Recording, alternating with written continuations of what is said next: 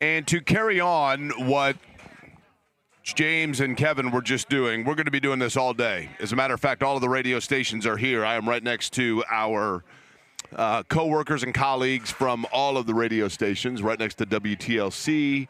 Next to that, La Mega Indy is just behind me, and all of them, 105.7. We are here for the fundraising efforts as part of the American Red Cross, and notably to keep money here in central Indiana in partnership with our friends at Kroger. And we have plenty to get to today. There's a ton to talk about. College football is right on the cusp. We're going to talk to one of the coaches that will be getting his team ready for a game tomorrow night. Ted Karras will join us on the program. We're going to talk a little AFC South, get a preview of what the Tennessee Titans have going on. We'll get you the latest on the Colts in terms of their health. But I thought about this on the way in today. You know, I was driving in. We are at the Kroger up in Noblesville, right off of Logan. It is an area where the water came right up on it, and there was massive flooding all around this area. And I certainly understand. I understand, I respect all of the fact that you hear or you see images of things, and oftentimes, no matter what the circumstance, the storyline, the tragedy, whatever it may be, it's always someone else, right? Usually in our minds, and myself, I mean, I'm just as guilty of this as anybody. You hear of something, and it's usually a problem that's elsewhere. It's not something that necessarily affects or impacts you. And I've grown up in this area. You know, I'm a Hoosier through and through. I always say, if you cut me, I bleed the torch. And I have a great love and a great pride for this state and the people that make up this state. And like all of you, that includes, you know, family, non-family, whatever it may be. And as I was driving in and getting ready and knowing that we were going to be doing these efforts, which I'll tell you over the course of today, how you can, even if it's $1, even if it's 50 cents, how you can make a difference, how you can help out, I realized that I'm guilty of it. I'm guilty of it always being something that impacts others, but not necessarily myself. But in this circumstance, it did hit a little bit closer to home. And I thought, who do I know that can articulate and illustrate exactly the reason that we need the help of the Red Cross and everybody that's listening today? And I know you're tuning in today to hear sports. I get it. I know you're tuning in today to hear about whether or not Alec Pierce is going to be on the PUP list. I get it. I know you're tuning in today to find out what the Fever might be doing to get set for their final game before they take a break. I get it. But I want to begin today by bringing on my cousin Sylvia. My cousin Sylvia is her mother and my father are brother and sister. And Sylvia, like many in my family, I have mentioned on the air, my dad is one of 10 children. He grew up in Ravenswood. And the house that he grew up in Ravenswood, my uncle lived next door to it. Both of those houses, my dad's childhood home, my uncle's home, and so many in Ravenswood. I have 3 cousins currently living there, including my cousin Sylvia, who their homes were destroyed. And I thought, I want somebody that can let people know that this is not something from far away. This is right here in our neighborhood, our community. So my cousin Sylvia joins right now to start off the show today. And doing so, thankfully, Sylvia, you have been able to, you know, for the time being, find residency within one of your children. But the reality is the neighborhood that I know is a part of you, a part of me, more so you than me, because you still live there and you grew up there. But Ravenswood is one of those that needs our help. Let's begin simply with this. When this all began and the flooding began, Sylvia, Ravenswood is kind of known for the river getting high at times. But is it safe to say that this was unlike anything you had previously seen?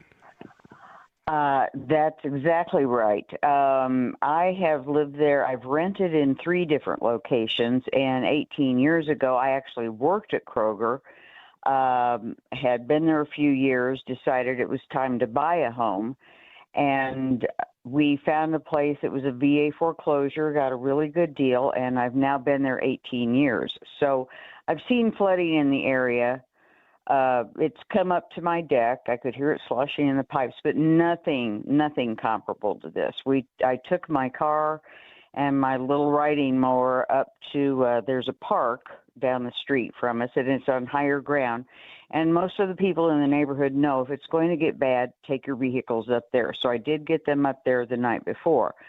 But by 4 o'clock in the morning, one of my sons lives across the street from me. By 4 o'clock in the morning, there was a river running down our street, literally a river carrying detritus and wood and things from people's yards, and it was really scary. So, and I have a special needs son. He was in bed, oblivious to all of this. I have 4 cats. Of course, they didn't know what was going on either. And I'm staying on my deck. My son's across the street. We're calling back and forth, and he finally called called 911 about 8:30, 9 o'clock in the morning, and said, "My mom is across the street with her special needs son. We need to get her out." And by 9:30, we had the National Guard backed up to my deck, lifting my son over the rail. I threw a big bag of cat food in the middle of my bed with water, hoping that they would survive. And they did. 3 of them are fine. The other one had to come with me. He has health issues. And yeah, it was just terrifying Sylvia, after all these years. Throughout Ravenswood, and near the old White River Elementary School, and then as you go to the west of that towards the river itself, your neighbors, your friends, your neighbors, your family, and I have family there as well. Is Right. it safe to say that most had total destruction? I mean, this was not just, hey, we had some water and had to wet back it out. Is it safe to say that we have an entire community that is now displaced? Oh yes, we have 3 and 4 and 5 generation families there that have everything from their lives has been lost. Their furniture, their keepsakes, their everything. Houses that had never had water come in were wiped out. It's really kind of mind-boggling how bad it got. I have people across the street from me, catty corner, never had come in their house. They're probably a 4-generation family. They're now having to start over again. That's the thing. We have so many older people in the neighborhood that are, and I'm 74. And I had no intention of starting over again. I may get a brand new home out of this, but this is not the way I wanted to do it. But yeah, there are the gentleman across the street. He works up at the gravel pit. Fortunately, he has seniority, so he'll be able to keep his job. But the gravel pits were affected by it. They were completely flooded. So it's widespread. It's not even just in the neighborhood. It's the people that can't get to work. They've lost their vehicles. I have a friend that used to do motorcycle racing. Everything that he had in his basement from years and years and years of doing that's destroyed. It's very far-reaching. So, Sylvia, what is in the short term? My cousin Sylvia is my guest here, living in Ravenswood. We are at the Kroger in Noblesville to raise money for the Red Cross. Every dollar that is going to be earned today via Kroger and the donations that we will, and I will get everybody the information how to do it, will stay right here in central Indiana. What's the next step for the people of Ravenswood? What is the water now has started to retreat, obviously, and now it's a matter, Exactly. I would assume, is it not, of just figuring out what's salvageable and what is not. But from what I've seen, and I've tried to drive through there on a couple of different occasions, and unfortunately it looks like what's salvageable is not a lot, right? So what is the Right. timeline, if you will? Is there any way to know how long this is going to take before people can even get back in home again? Well, there is a Ravenswood community group. The neighborhood has pulled together just beautifully. People that may not have even spoken to each other in years are, hugging and helping each other at the Glendale Christian Church, straight across the street from the park where White River School was. Volunteers are coming in. The big thing is clean up, trying to save things, finding shelter for people that don't have shelter yet. A fireman told my son in the very beginning, if you had clothes that were covered in this, burn them because it's black water. It's toxic water. You have to keep in mind this came down from far north, so it didn't just drop on us. What ended up with us was everything that was coming down from Noblesville and Anderson and all the places that were affected north of us. And then it just swirled around us. So clothing, food, shelter. Shelter is a big thing. There are a few families there that haven't been able to get into or several families haven't been able to get into their homes, and they don't have any place to stay. But a lot of people are related and have friends. They're kind of couch surfing, so to speak. So the biggest thing is shelter, cleaning supplies. That's ongoing.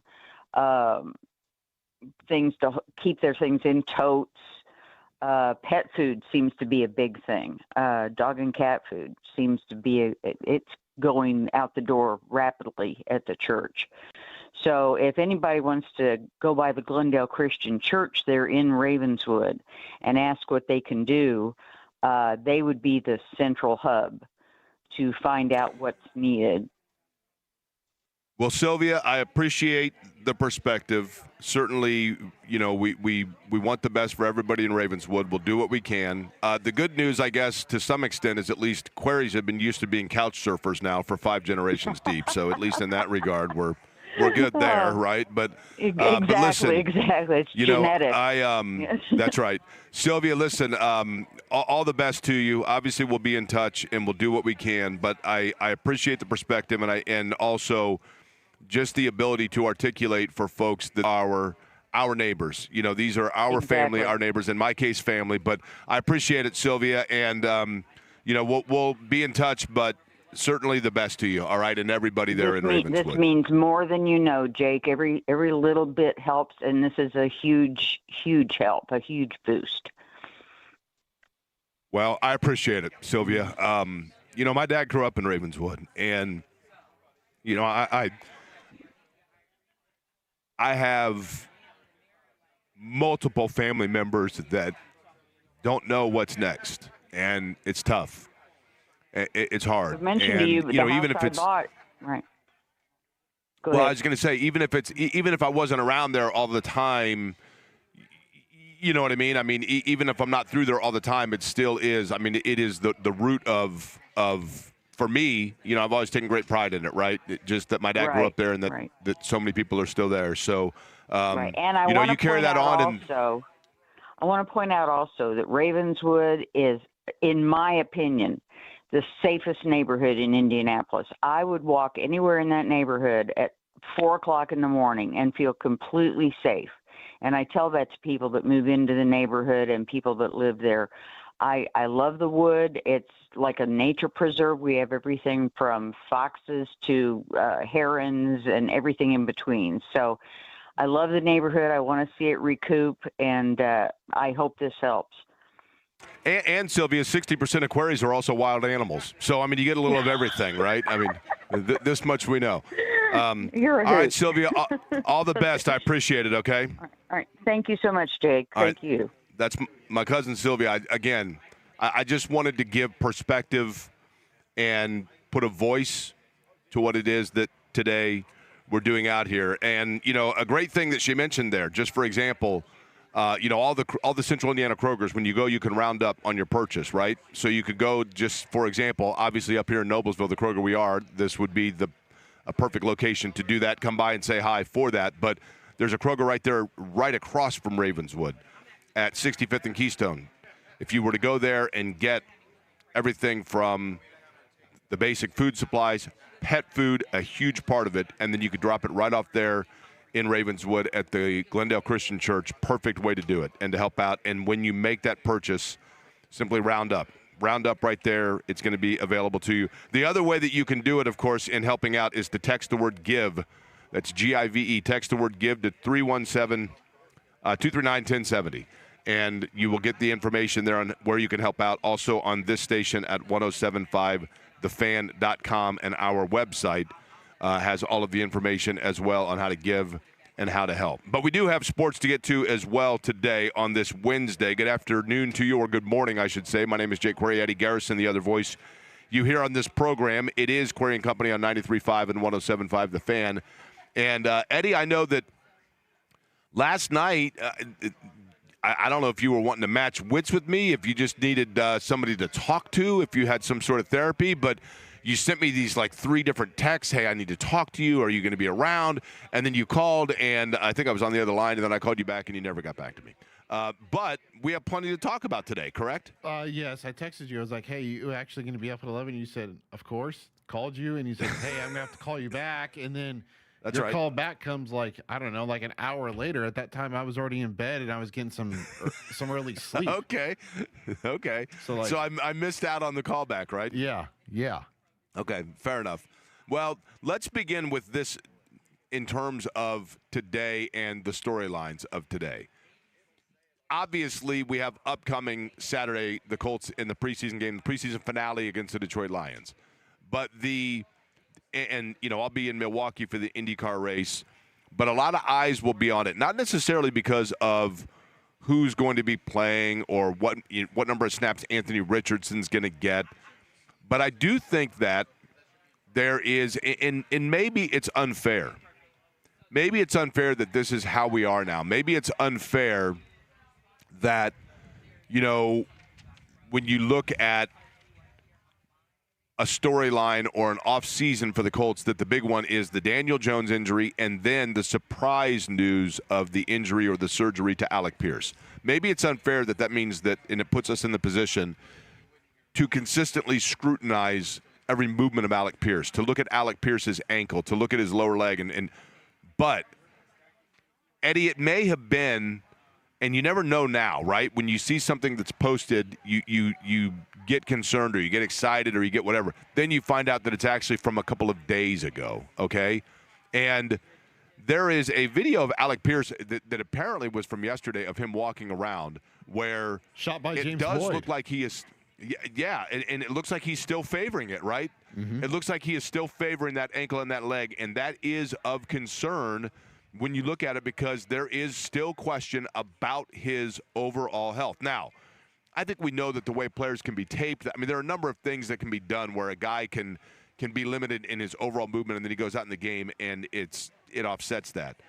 But we are going to, are we not, scrutinize, analyze, and dissect every single aspect of this until we can actually see Alec Pierce go out and have the moment, have the movement, have the numbers that we are expecting to see out of him.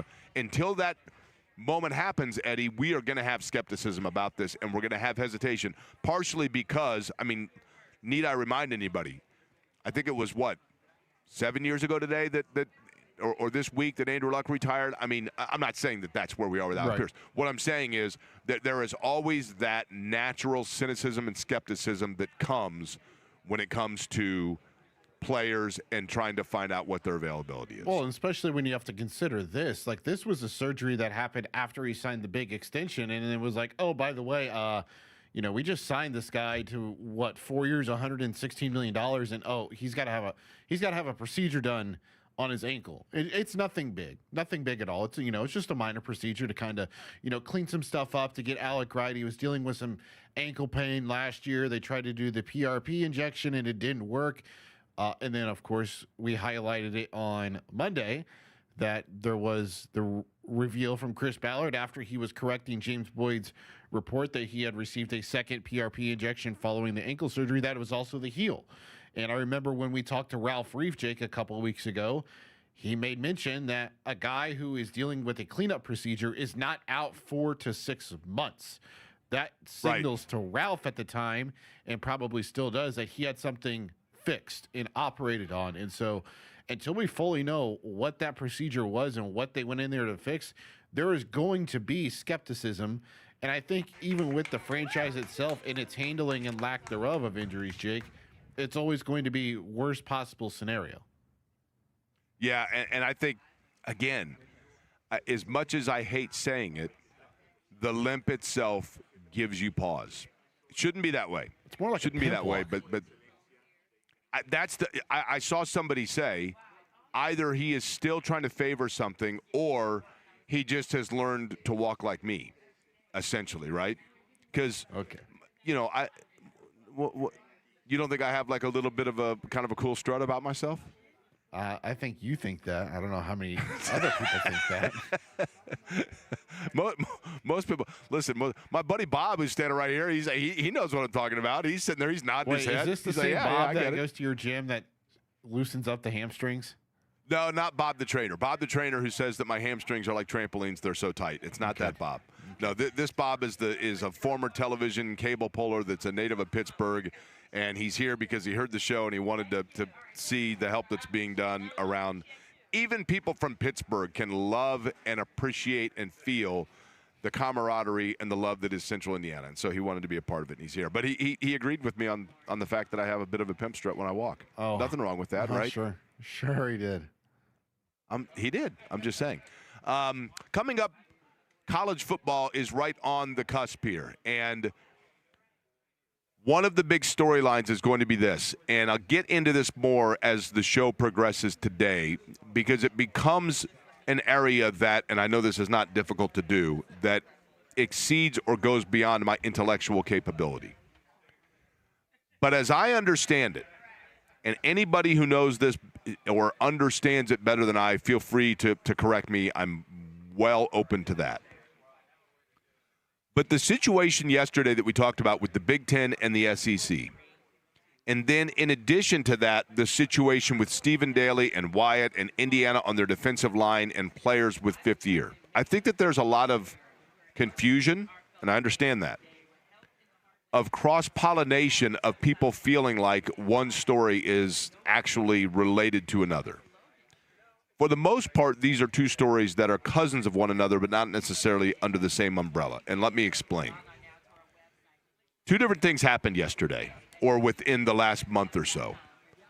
The first is that the Big Ten came out, and this was largely, I think, precipitated by the fact or motivated by the fact that LSU and Lane Kiffin had a pair of players that were NFL prospects on rosters that had been, signed into the NFL, that asked for their release because they wanted to go to LSU to play for Lane Kiffin to round out their eligibility. Because the NCAA has ruled that you have 5 years, if you are a student athlete, you have 5 years to play 5 years of eligibility. When they made that ruling, they were in the discussion of that when the senior class that were on campus, they were part of before that was an injunction, if you will. And so those players, which include the two players from Indiana, for example, they are within that class where they basically said, wait a minute, if you are the NCAA making this rule for those classes moving forward, then there's no reason that we should not be grandfathered in because we were on campus, even though it was supposed to be for the class that started a year after us. We were still within the window of eligibility, so we should be included for a fifth year.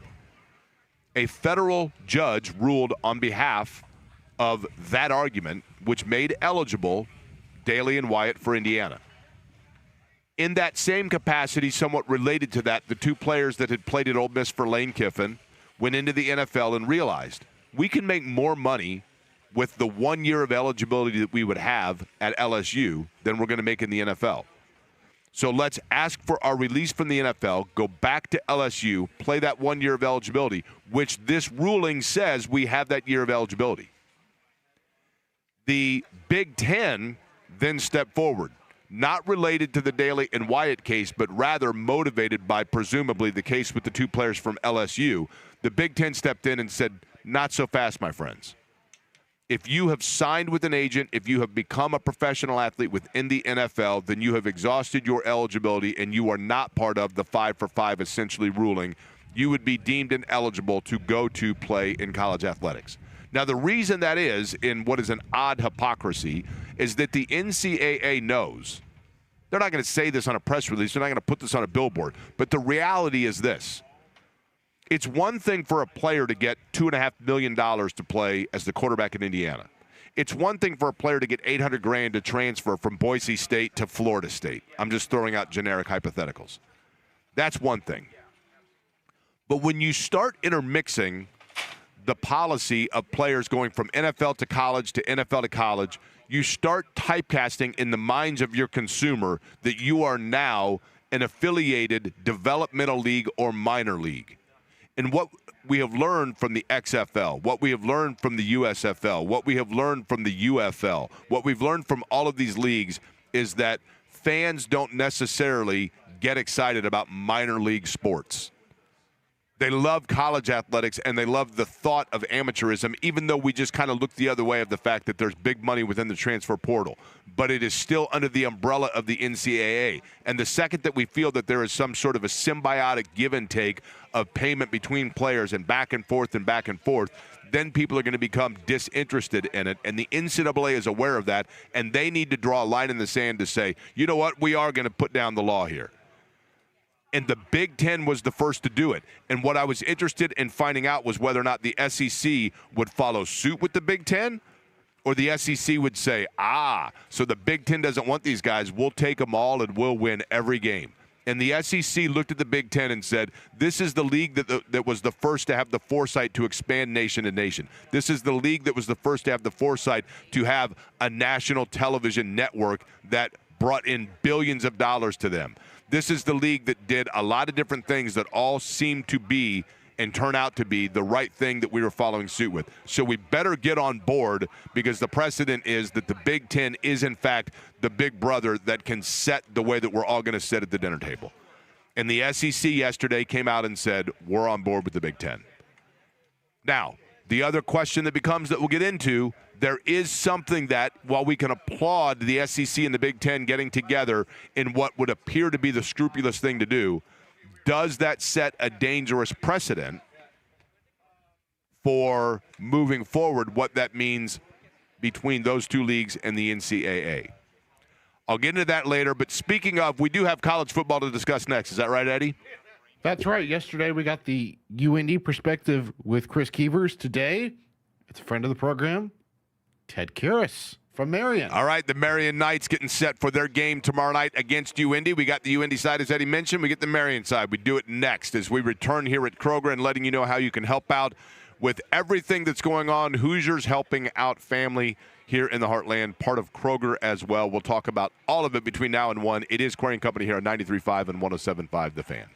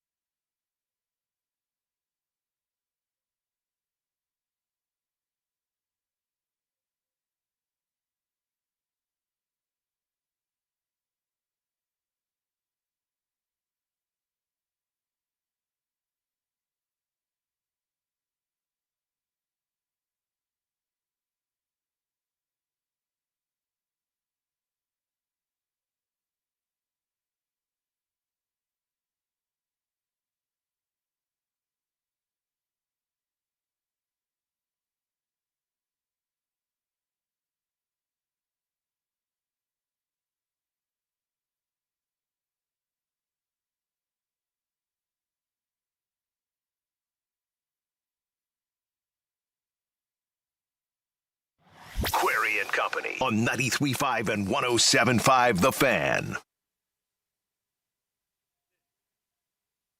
So we talked yesterday to Chris Keevers at the University of Indianapolis. They're getting set to get their season kicked off. It will take place tomorrow night down in the Southside Key Stadium, and it will be the Marion Knights.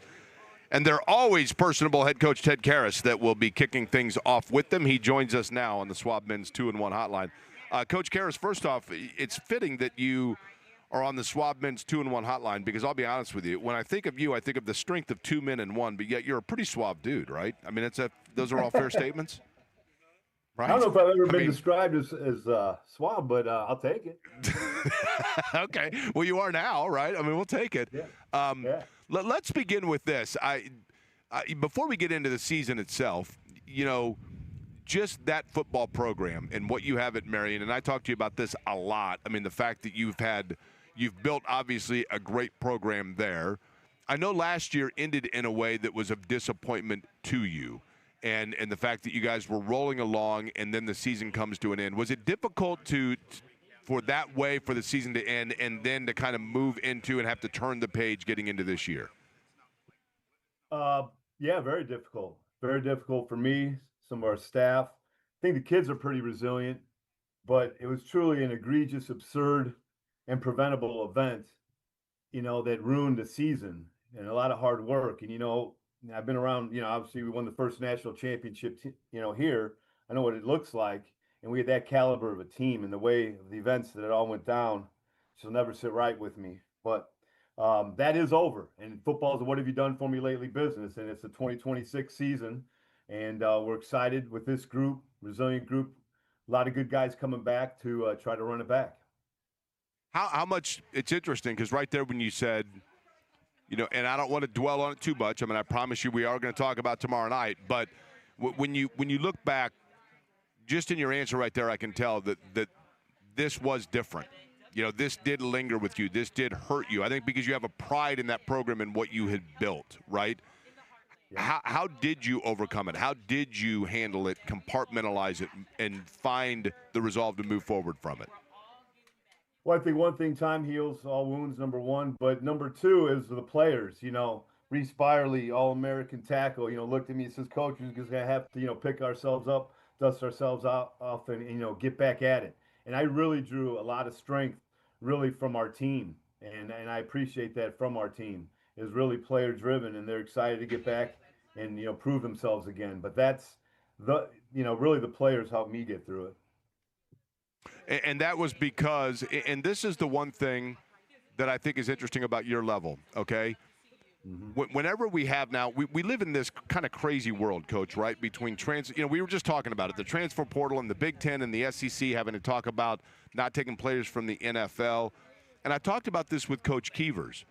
I think that we think that complications that come with roster are limited strictly to like the upper level D1, but I think then it has trickle down effect to where you have player eligibility, which is what was the snafu for Marion that ended your year last year, was a player ineligible that was part of the program, and then that resulted in the penalty that ended your year.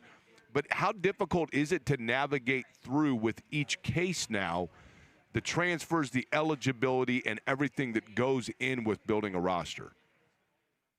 Yeah, and it's changed immensely over, the last just few years, and talking about, the portal and transfers, last year we had 4 players go to the FBS level. Think about that. I mean, that's something else. 4 guys went to the FBS level. If you're good at the NAIA now, especially if you're younger in your career, you can get a Division I shot. And we take pride in developing our players here at Marion. That's a big thing we did first time around, this time around as well.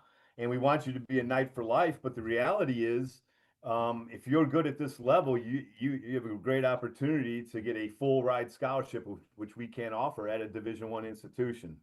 So the landscape has changed, immensely. And, because back in the day, you used to get a lot of D1 bounce backs. You still get a few of those, but not as many. So do you have to do you kind of use that to your advantage in the recruiting process of, hey, we want you to play here and win for Marion. We want you to be a Knight, but at the same time, we do offer opportunities that can help you moving forward. Do you have to kind of balance that in terms of kids that you're bringing in? Yeah, we've embraced it totally over the last 2 years. It's about 2 years, but yeah, I mean, you want to come here, we'll develop you. We want you to, do a great job for Marion. We want you to graduate here and be, like I said, a Knight for life. But if you get that opportunity, we're not going to begrudge that and support you in that. And we've had quite a few, not only last year, but even the year before. Okay, so let's talk about those that are here, right? And Yep. kind of just the way that you look over your team as you have gotten a chance now, and it's going to be here before you know it tomorrow night, right? What Yep. do you like about who you guys are? Well, I like so far that we are resilient. I think we're a resilient group. I think we got some good experience mixed with some youth. We have some excellent leaders that have played a lot of football for Marion University. But like you guys were discussing yesterday, you never know until the lights are on and it's really for real. So, but just starting, like you mentioned the lines. But I'm one of those guys that do believe you win it in the lines. We have some really good linemen coming back on both sides of the ball. Offensively, I got to start with them. Reese Byerly, Trent Allen, they're our bookend tackles, playing a lot of football, a lot of good football. Andre Dumas on the inside, Matthias Pilkington, pro-size tight end. And then a defensive line, you have Captain Luke Schwartz coming back, Darian Dixon, Mike Harris played a little bit with a few guys. So we got some real solid lines. All right, we got some good experience at linebacker, Hausman and Wyatt Woodall. They played a lot of football. They're our captains as well, JT Downey. And then much like Indy, we're going to have to, offensively, some skill. Our quarterback situation, we, lost our quarterback from last year, but we got 3 capable quarterbacks, which we can talk about. And our skill guys are really going to have to step up the wide receiver position. That's what excites me, about, each and every year is the guys that haven't played college football and now are getting their, opportunity to play. And, Thursday night could be a night where heroes are made. Well, when you look at your quarterback, and you got 3 of them there, right? Do you have versatility of scheme? I mean, you got 3 guys that are pretty similar, or do they give you the ability to play in different ways? They give us the ability to play in different ways. Absolutely. And Coach King does a good job, I think, highlighting their skills. And, we'll see how the year pans out, but I feel confident, really confident in all 3 of them. What's your favorite part about this time of year, Coach? Again, Coach Karras from Marion is my guest, Swabman's 2-in-1 hotline. What is obviously getting back and seeing action, right? But the implementation of what you've worked on and seeing guys execute it. There are so many different ways to look at the start of a season. What is, as a veteran coach, what's your favorite part about it? Like I mentioned, I think seeing some guys that haven't played before step up and get some action and see how they perform. I think that's, just for everybody. Last year after the UIndy game, we made some changes, right off the bat, which helped us throughout the year. That's the only game we lost on the field last year. So it's a big test for us right out of the gate, top 10 Division II team level up. And I really look forward to seeing, some guys that haven't played and some guys that have played and seeing how they've upped their game over the past year. Ted Karras is my guest. Marion Knights tomorrow night against Indy. Coach, lastly, this game itself, how much of this is, you break down Indy, you see what they do, you see where you can attack and where they may have some areas you can exploit. How much of it is that going into the game versus, hey, we just got to identify who we are and assess and inventory where we are and not necessarily worry about the X's and O's of it? How is it different game 1 to, say, game 8 when you're in the league play? Well, it's different just because you have, previous weeks of film on the other opponents. This one we don't. They have a lot of new guys. We have some new guys too. So it's important in-game adjustments that we're going to have to make. I think they're, from listening to the interview yesterday, they're going to be running the football. They're going to, and that's one of our tenets of defense. We got to stop the run. They got a big old line. They got multiple tight ends. So it's really a little bit of both. Coach, we're going to bug you all season long. Is that fair with you? We're going to have you on. We're going to get caught up on what you guys are doing, and I know that you are constantly and consistently in pursuit for that national championship again, but it's 1 week at a time. It begins tomorrow night. We look forward to talking to you over the course of the year. Thanks, Jake. Thanks for having me on. Appreciate it. Appreciate it. Ted Karras is the head coach of the Marion Knights. Again, they are taking on Indy down Key Stadium. Eddie, are you going to that game and painting your face? I might. I very well might. There's a good chance I could be doing that. Yes. Very good chance. Okay. Fair enough. By the way, we are at the Kroger up in Noblesville, and You're going to hear me mention this throughout the course of the day today. All of our radio stations, all of our colleagues are here because it is important.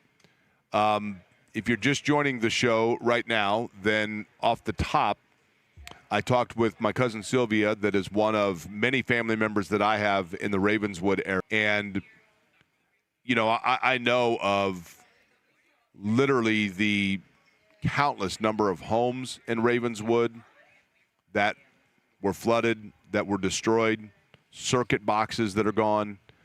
And that obviously is the case up here towards Noblesville. Here on Logan Street at the Kroger, the water came up all the way. You know, they did a remarkable job of keeping the water out of the Kroger itself. But this entire neighborhood, this entire area, all of this in central Indiana, you know, now you look at it and the water's retreated. And so you think, oh, okay, well, you know, everything's gone. No, just now is when the efforts begin. And it's the goal of the American Red Cross and for all of us here to raise today $500,000. $500,000 is the goal today. Kroger has done a remarkable job of pledging that they will match much of the money that is raised today. We'll get more into that. I think Eric Holverson from Kroger is going to join me later. But one of the first things that you can do is you can go to a Kroger, and when you are buying your groceries, and like I mentioned earlier, maybe you go and you buy everything from pet food to cleaning supplies to the most basic of needs, bottled water. You buy those things, but when you do it, you can round up whatever your total is. Just simply make that round up, and every little bit helps. The other thing that you can do that is perhaps the easiest way to help out, you can go to our station website at 1075thefan.com. That's 1075thefan.com. Or simply send a text saying GIVE, G-I-V-E, to 317-239-1070. 317-239-1070. I love this idea, Eddie, that the guys from the morning show did earlier, and that was utilizing that as a motivation to get one of the spots in their fantasy football league. I think we could do that with our own league, right, which our draft begins 2 weeks from yesterday at Chicago's Pizza down in Greenwood. But we could utilize that to motivate people to give just the small, it doesn't matter, $1, anything that you want to give, 239-1070. And folks, I understand it. Yes, I had another idea. You know, earlier this week when we found out about this happening, I was like, well, I think we could have some fun here. You consider yourself, what, a grocery store wizard and being able to get in and out in, like, record time? Right? Yeah, Right? I'm an expert. Okay, so. I mean, I worked at a grocery store for years. Okay, so how about between now and I think at the bottom of the or I guess not the bottom of the hour, we're past that, but here in like 10 minutes, I have like to come up with an idea or something that you have to run into the store and purchase, and you have to come back before the break ends. Okay, but Eddie, what if there's a line? That's the risk I'm willing to take here. I mean, this is my time But to shine, right? So do I but what if I'm able to find the item with no problem whatsoever? And then when I get to the register, I get to the register and realize in getting to the register that there's too long a line. Like Dan Spieler's here from Fox 59, right? There could be hundreds of people that are waiting in line just to talk to Dan, and that prohibits me from getting to the register in time. Then what do? Do I just set everything down and run out here? I don't want to shoplift. Well, you wouldn't be shoplifting, though. You would just wait in line, and I can host the program. It's my time to shine. I got to step up to the plate. So that's what you mean by your time to shine. Yeah. Okay. Oh, yeah. Uh-huh. All right. I like the idea. I like the idea. Yeah. Yeah, I mean, like Tony Katz is here smoking a cigar. I can't go have a cigar with him, right? I mean, that would be a little absurd, but I'll go in there and do that for sure, right? Yeah. Okay. And plus, it gives you the opportunity to go in there, buy something, round up and donate. Totally agree.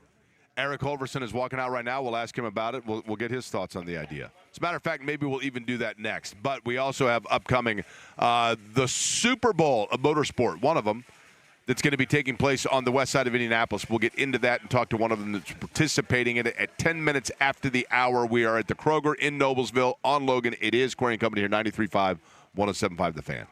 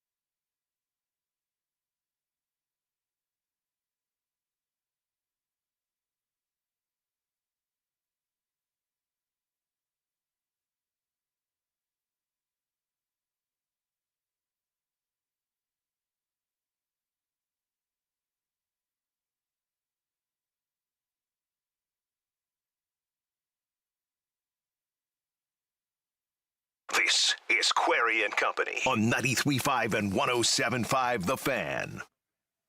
But by the way, I don't mean to call out anybody here, but my buddy Mark, who's like one of these flat earther, didn't land on the moon conspiracy theorists, he just sent me a message that said, I just saw where Dolly Parton passed away, but it didn't seem to be a very big story anywhere. Whoa. To which I responded, what rock are you living under? Didn't seem to be a big story. Like, are you wondering why the flags are at half-mast? Dolly Parton yesterday passing away at the age of 80. And, you know, fitting to an extent, an absolute icon in terms of literally an empire of brand for Dolly Parton. And Eric Holverson, who joins me now and is with Kroger, he's the Kroger spokesperson. Of course, many of you know him from his long time as a news anchor at Wish TV Channel 8. And also the pride of Lawrence Central and Butler. Yeah. And in addition to that, a regular Drumstick Dash participant.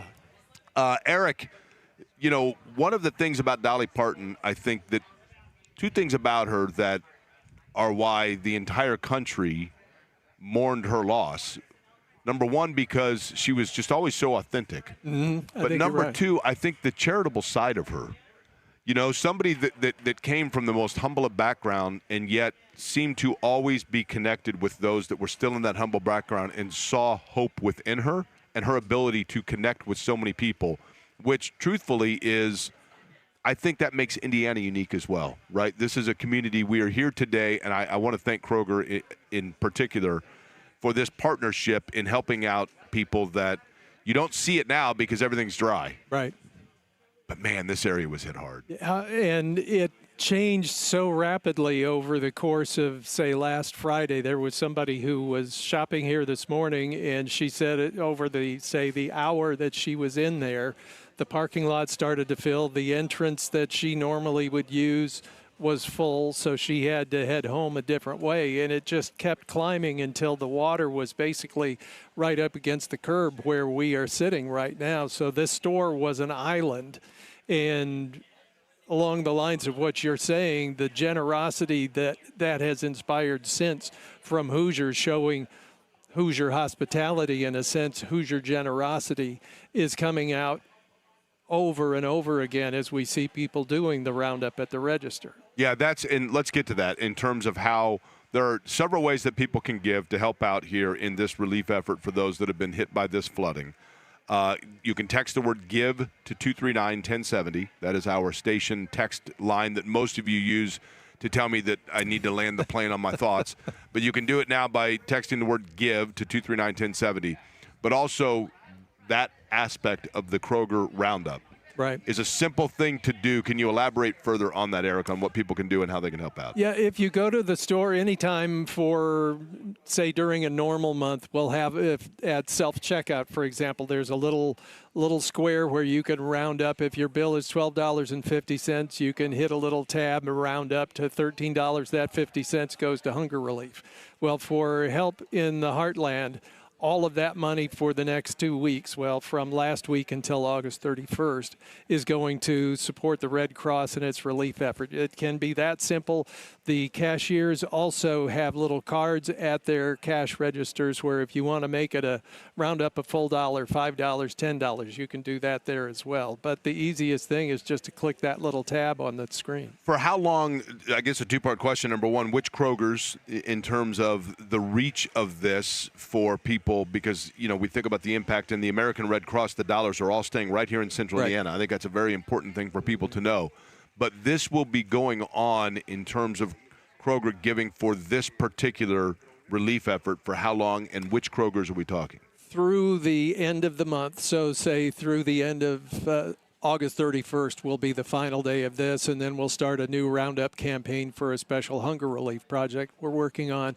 But you can kind of follow the path of the river to find the stores that are participating. Okay. We have 44 stores that are participating in this, from Muncie to Anderson, Newcastle, and on south into, say, Morgan County. Mooresville, one of our stores in Mooresville, had some challenges because of this. So we've tried to reach as many who are in the path of the flood and make them the primary participants in this campaign. You got time to stick around for a second? Sure. All right, Eric Overton's going to stick around with me. I'm going to ask if he's going to do the drum stack dash again, because I always like for somebody to be in the back of the field with me.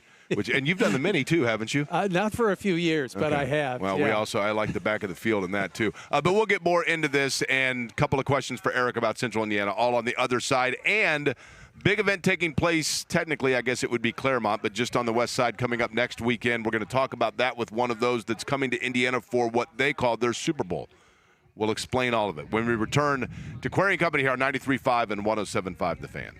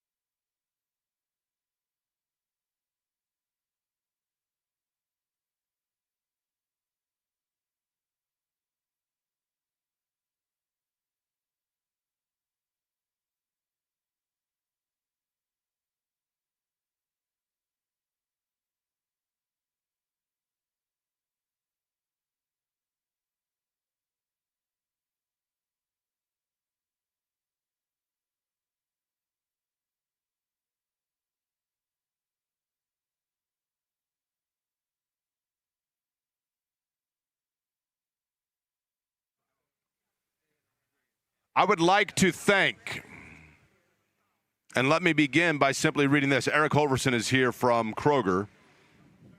Now, you just said spokesperson for Kroger. You've got to have a more – can I just give you a title?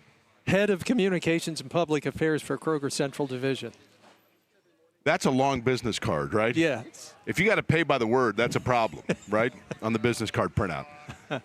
This from my buddy Bruce, who does a number of different philanthropic things and is always, always, always heart of gold. This guy defines Hoosier.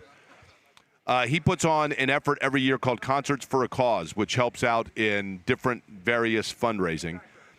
He says, Jake, our Concerts for a Cause was created 10 years ago to help fellow Hoosiers and kids dealing with serious life challenges. We normally do that by providing funding, supporting the local organizations that provide vital support to those kids. However, we want to be a part of the solution for our neighbors affected by the recent flooding. So I would like to donate $5,000 to the relief efforts that you're part of today. No greater good than helping out. Totally agree. Oh. Bruce is that's why we're here, Eric, right there, right? So impressive.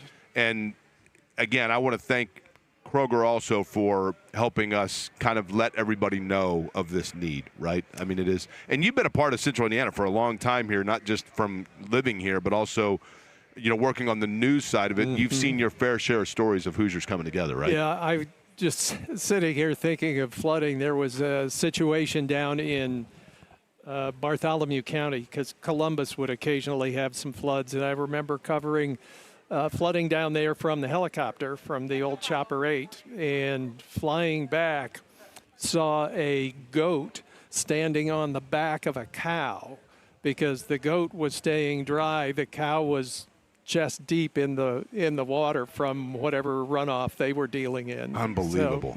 So I could never find anyone who recorded that shot, because I would love to be able to say, here's what I'm talking about. Right. But just the weird things that we've seen. And, yeah, this is not the first time, but it is the worst time. Cow was my first word.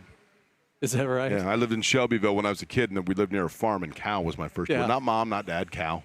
Maybe that's why, because I knew of the giving nature, the selfless nature of the cow, right? Exactly. Yeah. Eric, one more time before, and I want to get into, we got somebody that's going to join us here that's got a big thing coming up. Brownsburg, technically. I used to say Claremont. Now it's Brownsburg. But in terms of Central Indiana, one more time, Kroger and your involvement with this and how people can help out.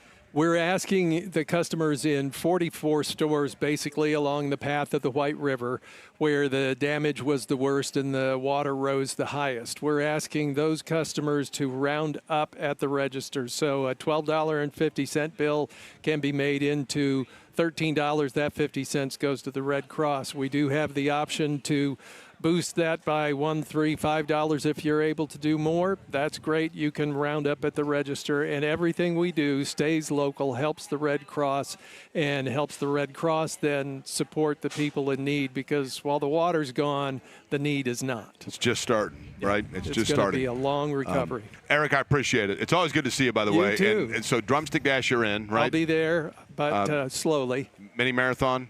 I haven't done that in years. I do need to start training. I see the way I see the way you blitz the Drumstick Dash. The mini would be absolutely nothing for you. Eddie, it is my understanding, by the way, that we do have the breaking news sounder, correct? Indeed, Jake. Former Indiana Pacers guard Benedict Mathurin has signed a contract with a new team. He is going down to New Orleans to play for the Pelicans. 2 years, $16 million. Now, I hate to say this, but if we've learned anything from other players, the Pelicans actually is where former Pacers go to fade away, right? Yeah, that's right. Isn't that and where Jordan Solomon Poole. Hill didn't? Yeah, that's right. Okay, all right. So Benedict Mathurin, a new home. There were some that thought perhaps he would work his way back into Indiana, but I hope he's not a 2025 guy, but we shall see. Eric, I appreciate the time as always. Thank you, Jake. This is a pleasure. Eric Holverson again. The title again? Head of Public Communications and Public Affairs for Kroger Central Division. Kroger spokesperson, Kroger right? spokesperson, Kroger that's why. spokesperson. All right, Eric, always a pleasure. Did you say that we do have Jordan, by the way, Eddie? Upcoming this weekend, actually not this weekend, a week from this weekend, but Labor Day weekend. It is a massive event, and I'm telling you right now, if you enjoy the sports calendar of Central Indiana, Eric, have you ever been to the U.S. Nationals? A long time ago, but I did do NHRA that. US Nationals. Yes. Mm-hmm. Especially on Friday night when you're there under the lights and the flames come out underneath the cars and the sound. There are very few sporting events where you can literally like smell it, hear it, and feel it all in one. Yeah, I remember that. Totally. And the U.S. Nationals is exactly that. And I'm not going to say that there's a lot of pressure on the guy that right now is second in funny car points driving for John Force, coming in just 7 points out of the lead to the U.S. Nationals. But he's racing in the Cornwell Tools SS Chevrolet, and technically it is the Cornwell Tools U.S. Nationals. So a little bit of pressure there. For Jordan Vandergriff, who joins us now on the Schwab Men's 2-in-1 hotline. Jordan, first off, it is a pleasure. How are you? Hey, the pleasure is all mine. And what pressure? What pressure are you talking about? I don't feel any pressure. Come on, man. That's right. Listen, pressure's only if you're not prepared, right? Isn't that what they say? But that's right. Things are coming to.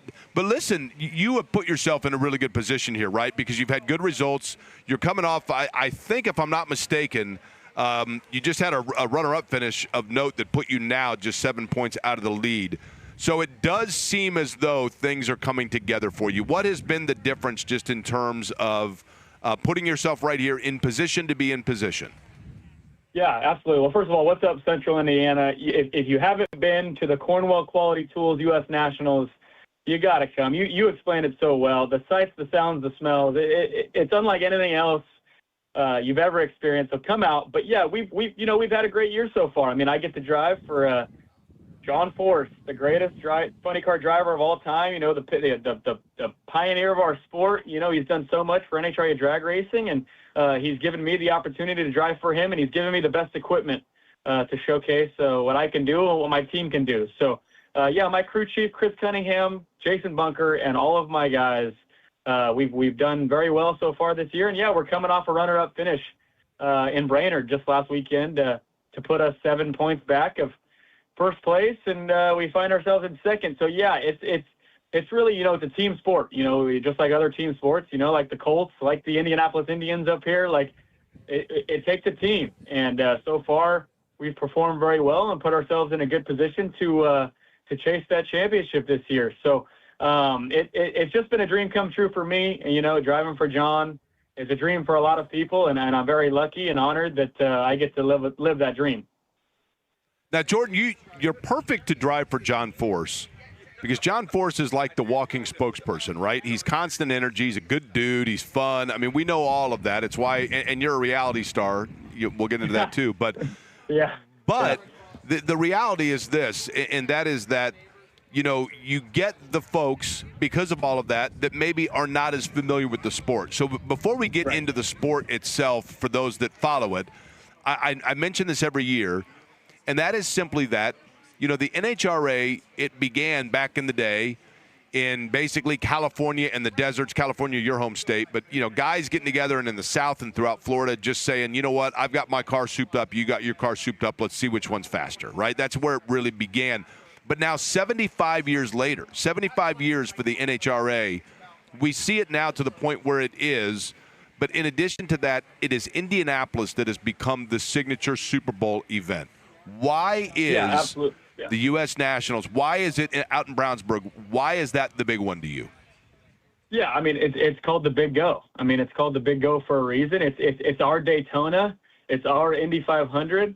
It has the cachet. It's just, if you win the U.S. Nationals, you are forever referred to as a U.S. Nationals winner. That's what they say before they even say your real name. And honestly, I want to be referred to as a U.S. Nationals winner, not Jordan Vandergriff. I would love to be called that. But to see where this sport has come from its early days, and you're right, Southern California and Florida, and down where I'm from in Southern California, and to see where 75 years later, where it's at now, what Wally Parks has done for this sport, and honestly, it started, as an organized sport, but honestly, it started ever since cars were made, right? You can't tell me that people weren't racing cars head to head as soon as the car was invented, and I know all of you out there listening, you come up to stoplights and you see the car next to you, and you think to yourself, could I beat that car to the next light? Everybody inherently is a drag racer. I know you guys do it too, for sure, obviously, but drag racing is human nature,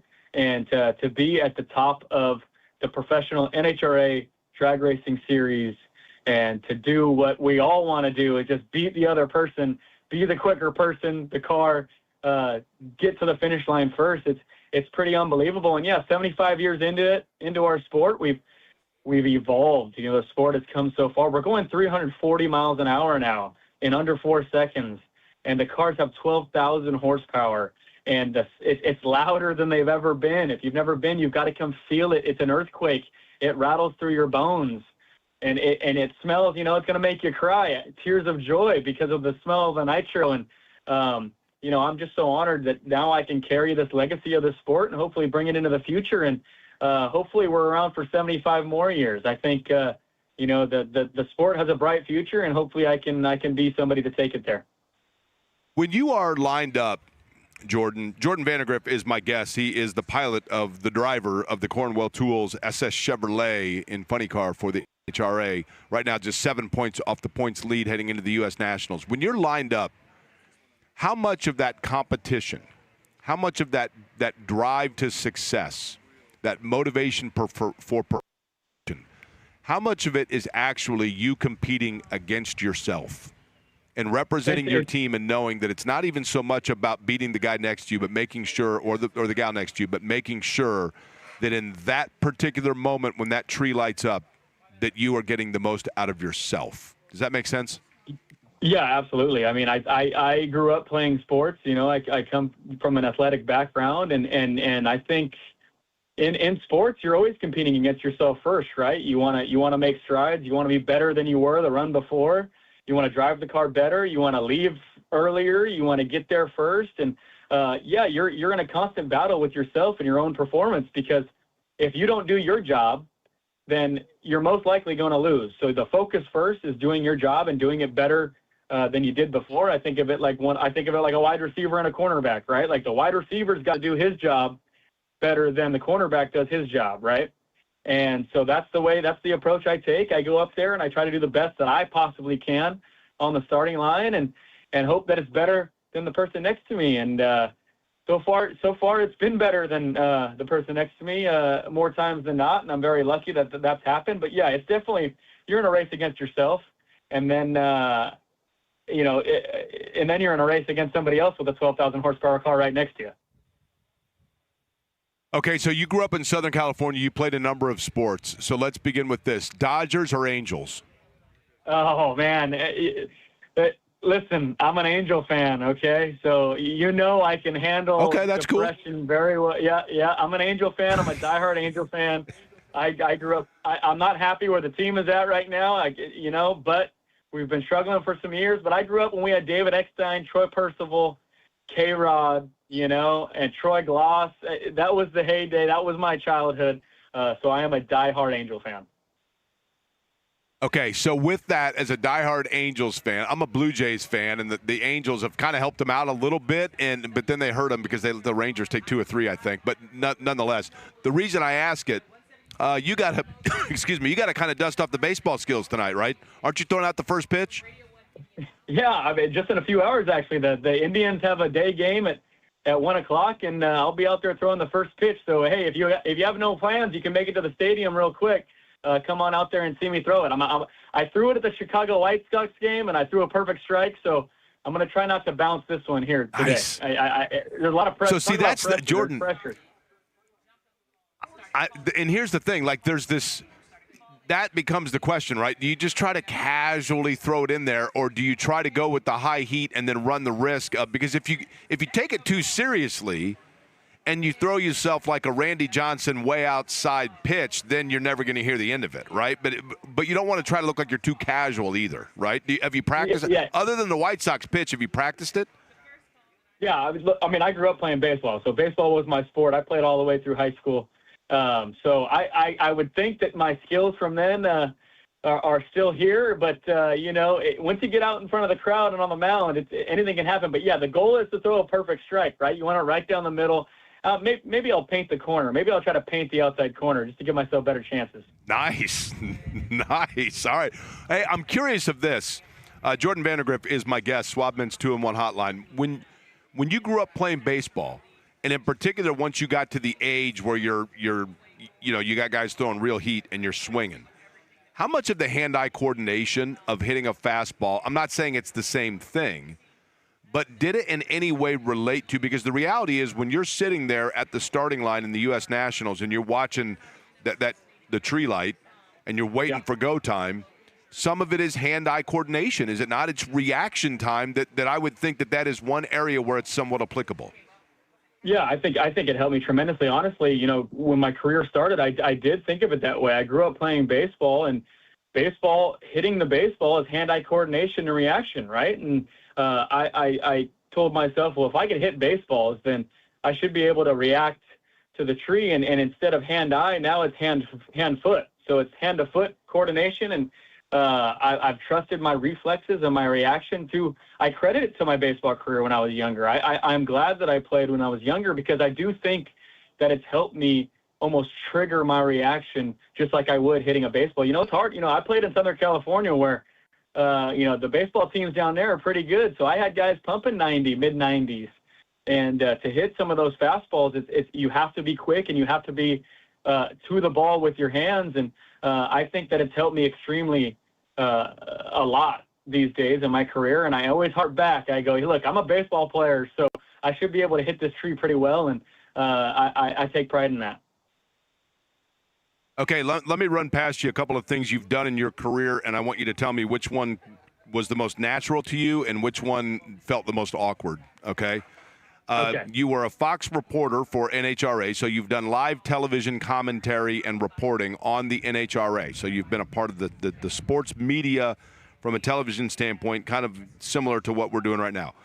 You also, as we mentioned, have thrown out the first pitch at a big league baseball game, okay? Yeah. You were a contestant on The Bachelorette and as well The Bachelor in Paradise. Now, I want to know which one of these actually felt the most naturally comfortable to you. What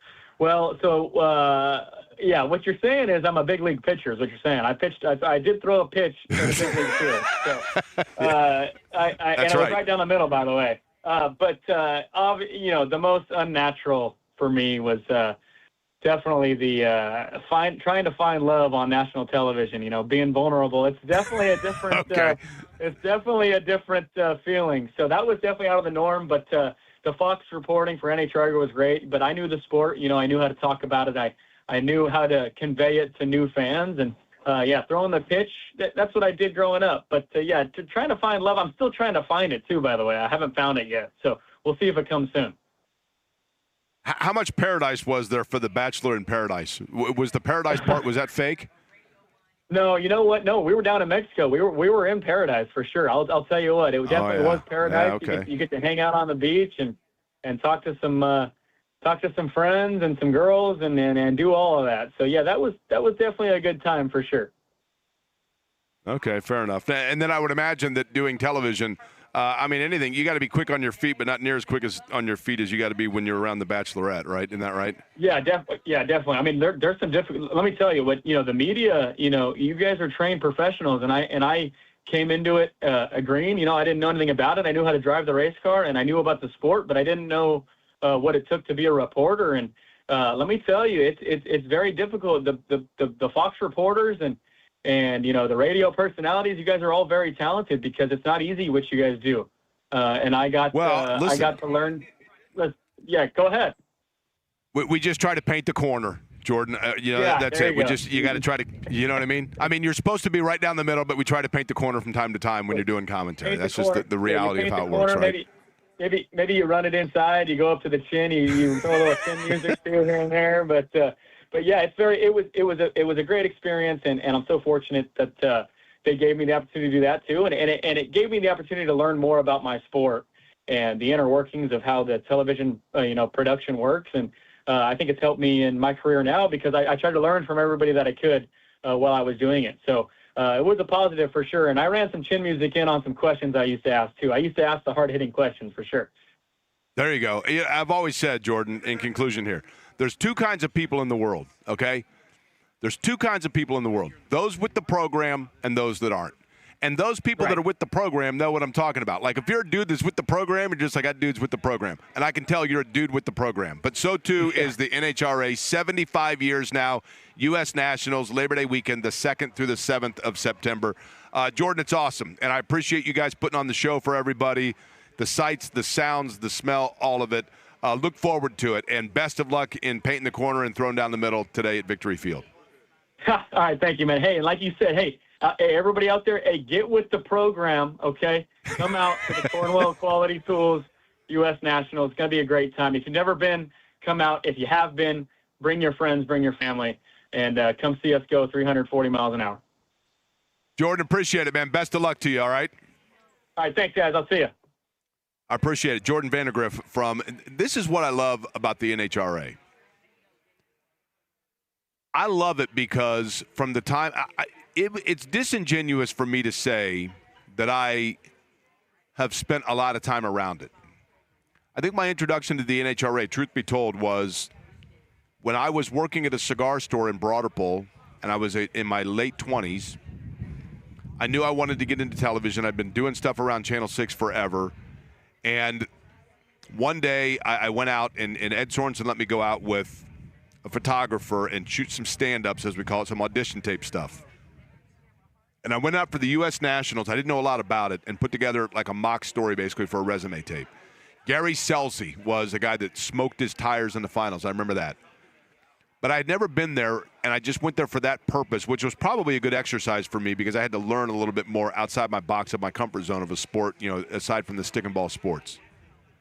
So I go in there to the NHRA U.S. Nationals, and I mean, I wasn't wet behind the ears. I mean, I was the biggest rookie of all time. Wasn't even a rookie yet. I was in single ball. And those folks treated me like, I think they knew what was going on. And this was probably 30 years ago. But they gave me whatever I needed to help me out, even though they knew it was never going to be on television. It was strictly for an audition tape.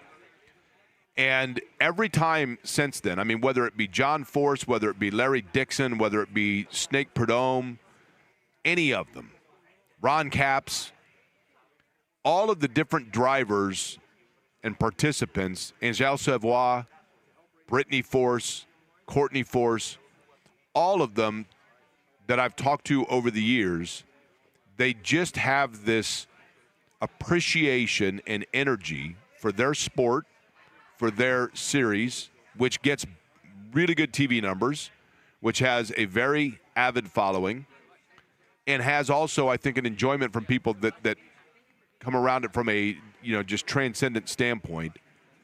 But I can appreciate and respect, and I have a love for anybody that has that level of passion for what it is that they do.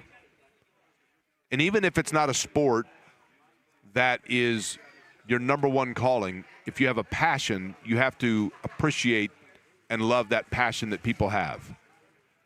And one of the things I think that all of us have here in Central Indiana is a passion for this community, for this neighborhood, for Central Indiana in general.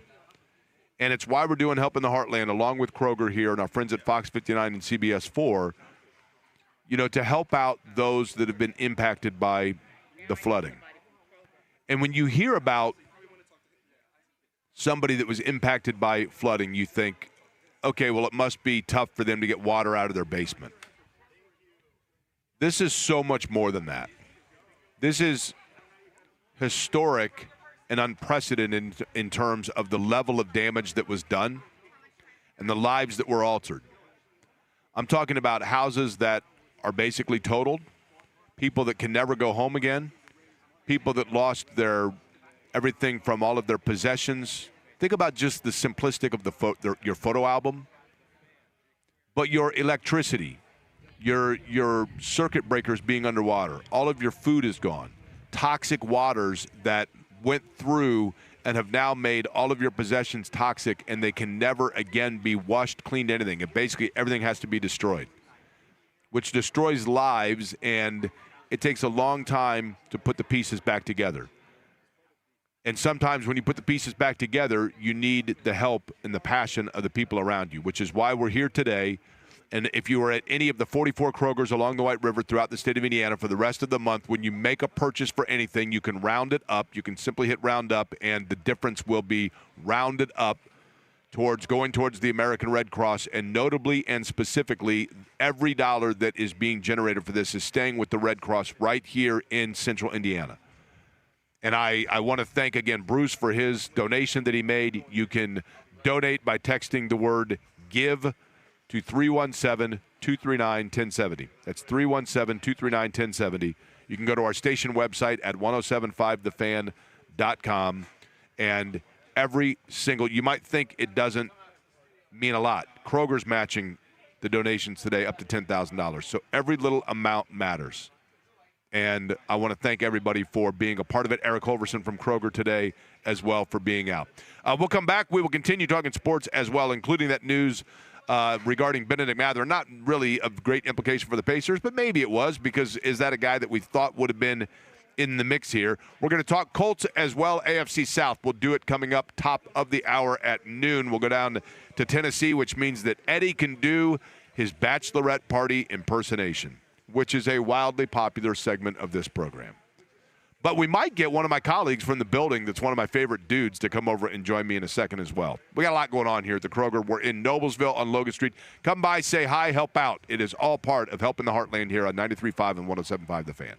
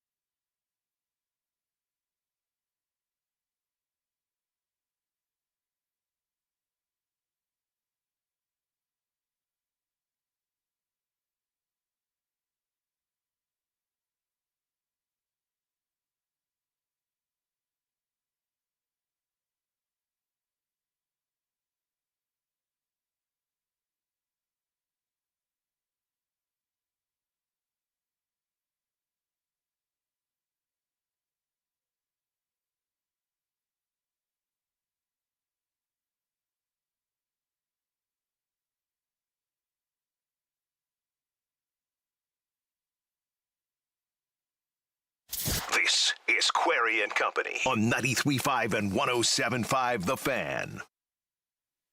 We're here at Kroger up in Noblesville, partnering with our friends from CBS 4 and Fox 59.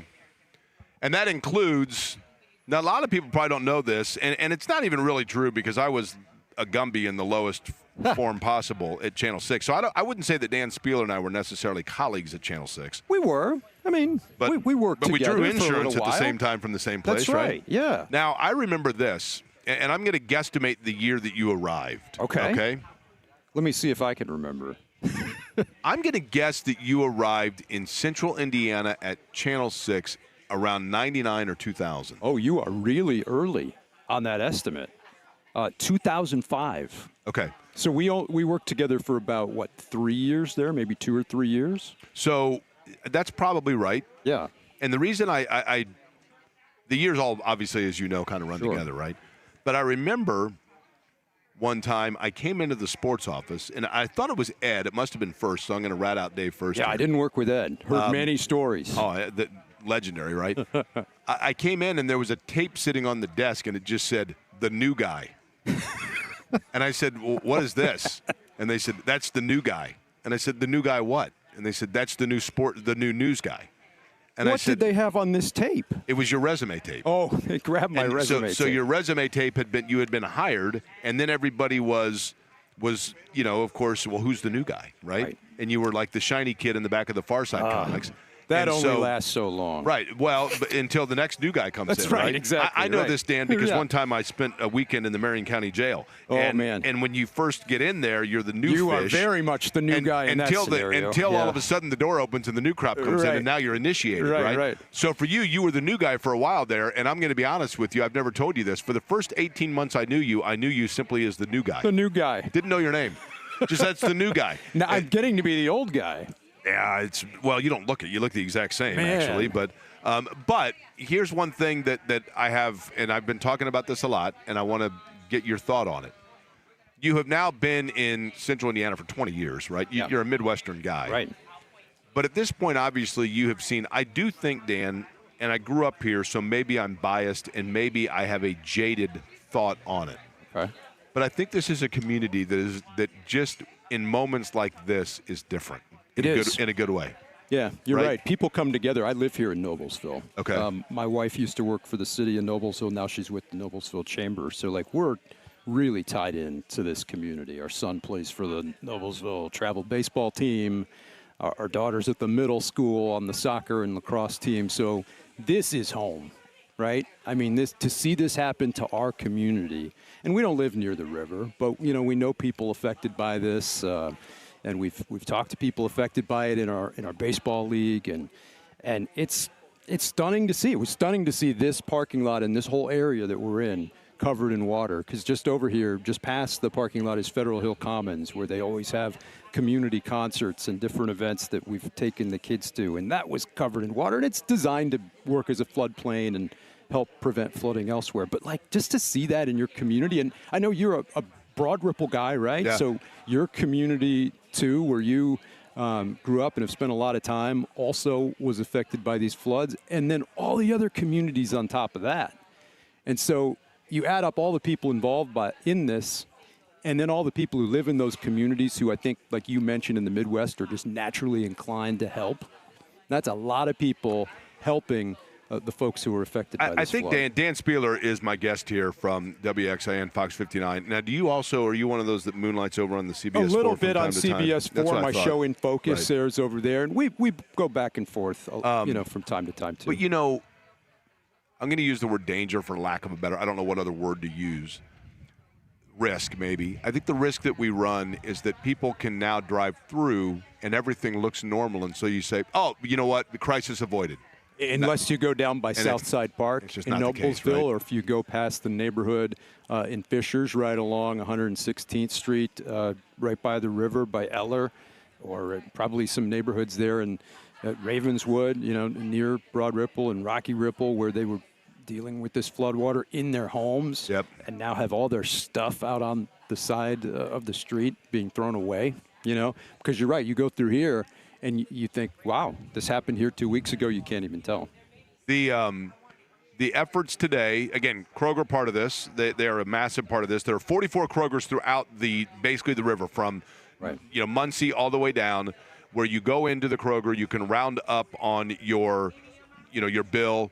Kroger will match the donations up to $10,000 today, and all of this is staying right here in Central Indiana with the American Red Cross, and we're simply trying to get the word out for people to help. You can also help by giving at the word GIVE to 239-1070. That is obviously our station text line, GIVE, or at 1075thefan.com. That is 1075thefan.com. When I was a kid, Dan, before I knew you as the new guy,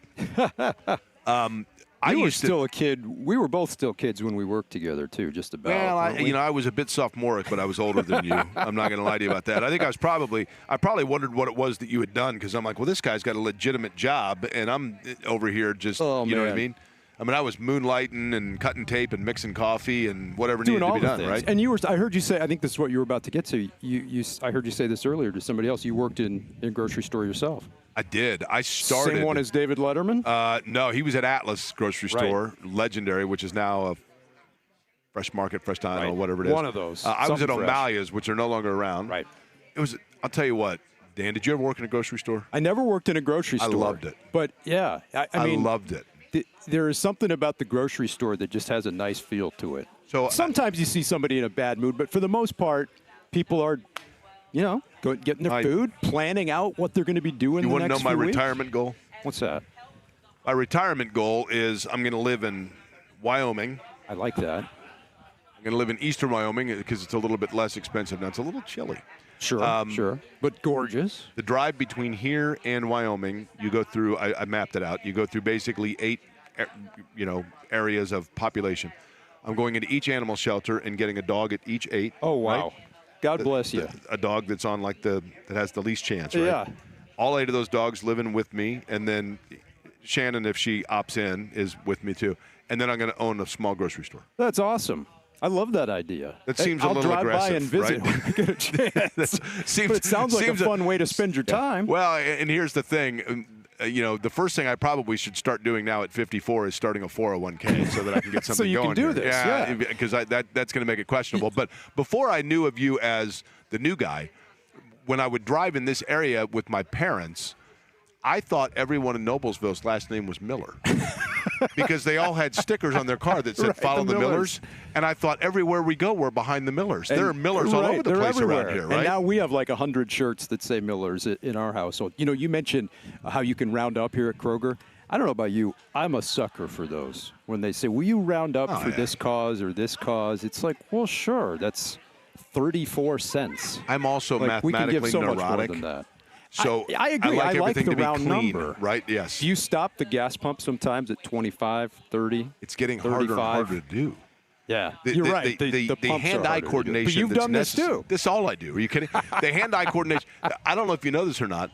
More often than not, you might find when I pull away, 98 cents worth of gas on the ground because my tank is full, but I've got to get it to the next rounded dollar, right? I mean, there's a level of neuroticism about me that exists. So you can neurotically give here by rounding up to make sure that you have the even dollar amount and give the remainder to the Red Cross, which I love. Another thing I remember about working with you, if I don't know how much more time you've got, is the baseball trivia that you and our photographer, Eldon Wheeler, would engage in back and forth. And Eldon Wheeler. He never really said my name right, by the way, because he had a unique accent. He would say, "Hey, Don." Oh yeah. Dan was always Don. Hey, Don. And that's right. Yeah. Do you know Eldon? Do you know what Eldon Wheeler used to do for family vacations? I don't know. It's perfectly aligned with the conversation here. This is a true story. Eldon Wheeler, who was he's now retired, photographer from WRTV, which doesn't exist in its same form now, a complete character. Yeah. It's sad, isn't it? Right. Eldon is a complete character. Yeah. Just one of the great all-time characters, right? He was fun to work with. Eldon had like a moped, okay? And he would ride around in his moped, and every time that he drove past a fast food establishment, back before everybody was just doing debit card stuff, he would pull up on his moped and pick up the loose change that people had dropped. This when they sounds were, about right. and then kept it in a jar. And every year he took his kids to Holiday World based on the loose change. That's incredible. He would call me every year and say, I got to tell you, Jake, this year, $84.92 I came up with all in pennies. I went and changed it all in, and we went to Holiday World every year. I love an Eldon Wheeler impersonation. And I think I got to know you, even though we only worked together a couple of years, by way of working with Eldon, because you would often be talking on the phone with Eldon, or Eldon would be talking about the baseball trivia that you and him were engaged in that day. You'd find some random, like, hey, I'm thinking of this shortstop that played That's for exactly the, right. You know, that played for the Red 97-14 Sox was in his, the 1970s. Everybody's cell phone was 97 something. He was 9714. Oh, that's great. Otis Jones was 9720. Otis, yeah. Paul Chiodo was 9724. But Yeah, I still remember him. I do that same kind of baseball trivia with my son. Every night before we go to bed, he's like, Dad, ask me a baseball trivia question. And then he wants, 1, 2, 3, 4, 5 more trivia questions. Who's your baseball team of choice? Cleveland. I grew up in Cleveland, so the then Indians, now Guardians, who are back in that playoff race somehow. Let me tell you, one game above I'm 500. a Blue Jays fan. Oh, weren't they incredible last year? A lot of former Guardians on that team. But here's the thing: the Blue Jays now, they cannot get it in gear. They get within a half a game This of the year wild they're card, and now struggling. Cleveland's they're now 2.5 back of Cleveland. So what I have been through now, experiencing the Game 7 that you experienced last year, because I've been through that twice. Too. I've been through that twice in '97 and one of them, 16. unfortunately, in 16, you then had to be here in Central Indiana, where everybody was a Cubs fan, I was right? live on the air with Brian Wilkes throughout the World Series. We would do a thing. We like to say we invented the Manning cast, because he and I would come on during the 7th inning stretch on Facebook Live and just kind of give each other grief about the game, tell old stories about being fans, and people would watch us watching the game. And so, that concept has really taken off since then. But Brian and I... Are you a Browns fan, too? Enough said there, right? I think they drafted Spurgeon Wynn over Tom Brady. Let me say mistaken, that I did grow up a Browns fan. I am still a Browns fan. But moving here in 2005 into a city with a team that was playing at a completely different level, competitive level of football was exciting, because I never got to experience Peyton Manning that. retired, and you were still the new guy, right? Right, For what it's worth. Right. Dan, it's great to see you, man. Yeah. You and Raphael's here as well. I saw another Six colleague. But it is fun, man. Great times. It's hard to believe it's been that long. We had a great crew there. I appreciate the work that you guys have done in partnering and trying to help out the people in your community you too, as well, right? Yeah. Thank you, Jake. Dan Spieler, the new guy, now the mainstay guy over at WXA and Fox 59. We'll come back. When we come back, we will talk a little bit about the AFC South, and notably one of the teams the Colts are going to have to face twice this year. Our tour begins around the division. We'll do it in the 12 o'clock hour here live from the Kroger in Noblesville. It's Query & Company 93.5 and 107.5 The Fan.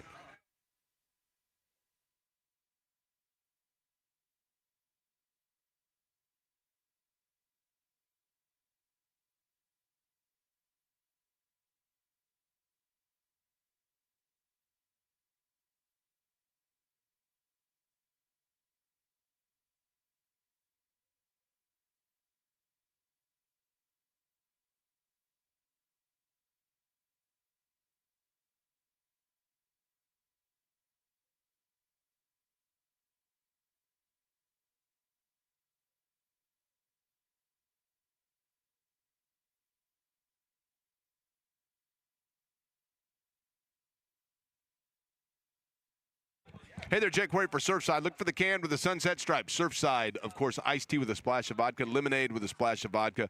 What do I always say about different products? I love it when you know they're good people. And Surfside, Ryan, the group here in Central Indiana, just great people that I've gotten to know, and great product, because you're talking about 100 calories, 2 grams of sugar, and no carbonation, so smooth. Surfside, perfect for this time of year, no matter what the occasion. Look for it wherever you buy your favorite adult beverages. Surfside, please be 21 and please consume responsibly.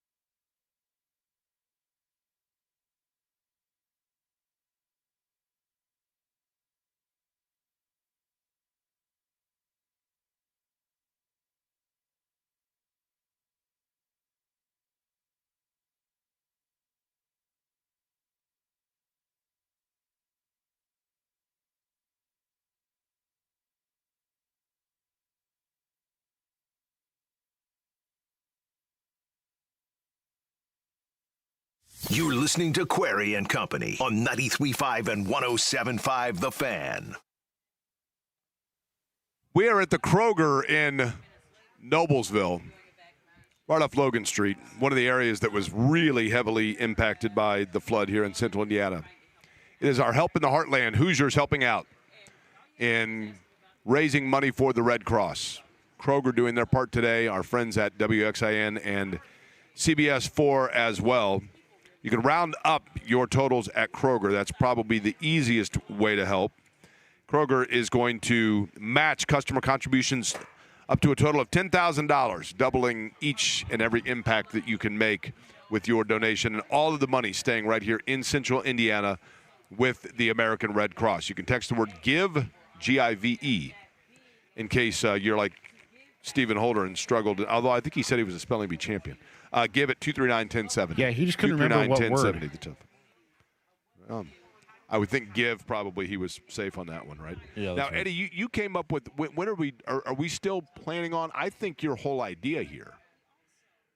I think you've come up with this creative, almost sabotage, if you will, where your whole idea is to get me to go into the Kroger to have to get something and then come back out and do so that you then can do the show. And that's cool. I mean, I'm down with the possibility of getting stuck inside the Kroger, but I'm telling you, like, I am a blitz shopper.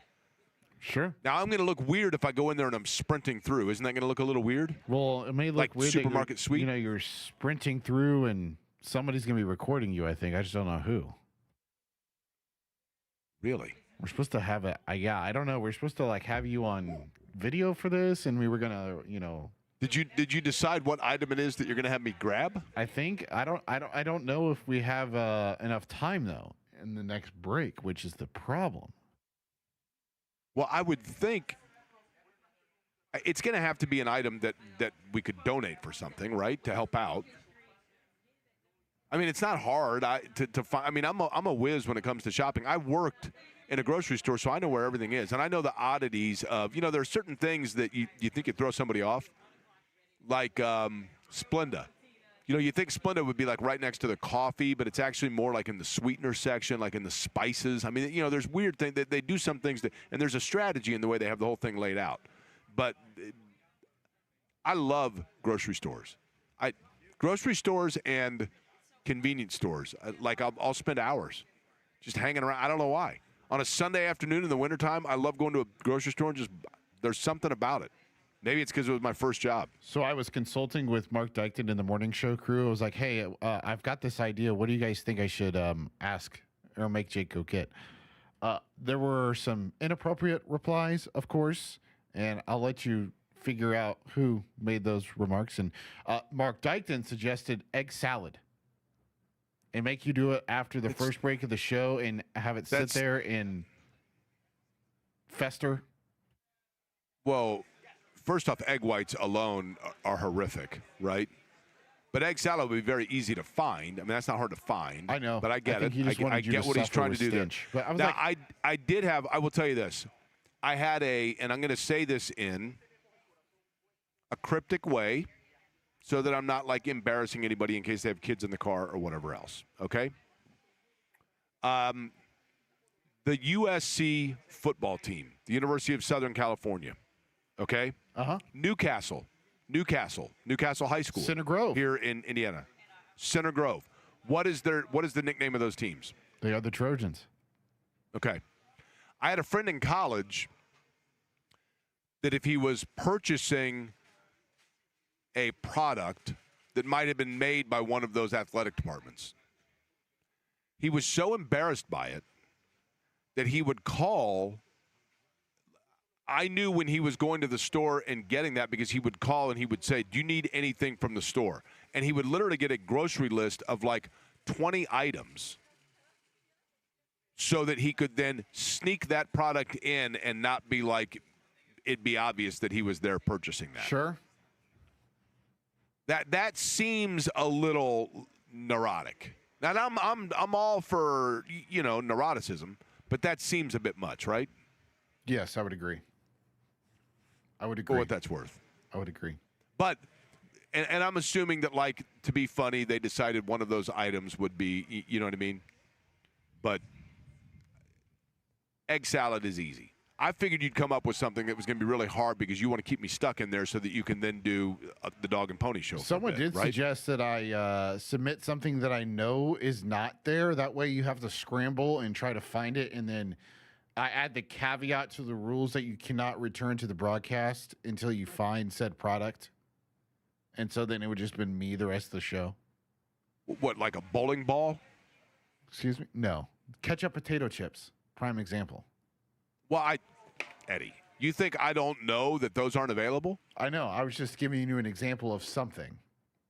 But I have a list with that. I have a list of every place in North America where they can be purchased, right? Yeah, I know exactly. I know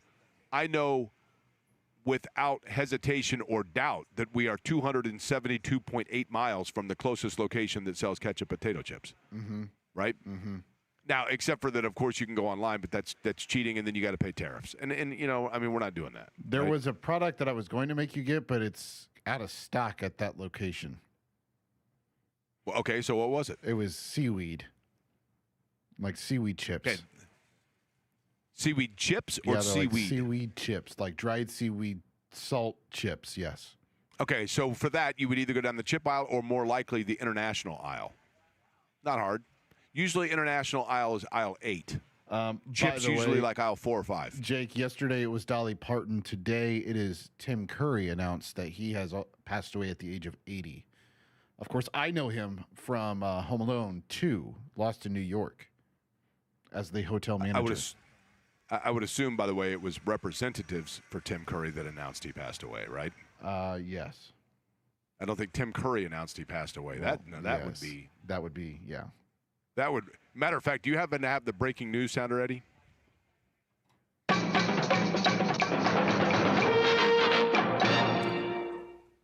This just in.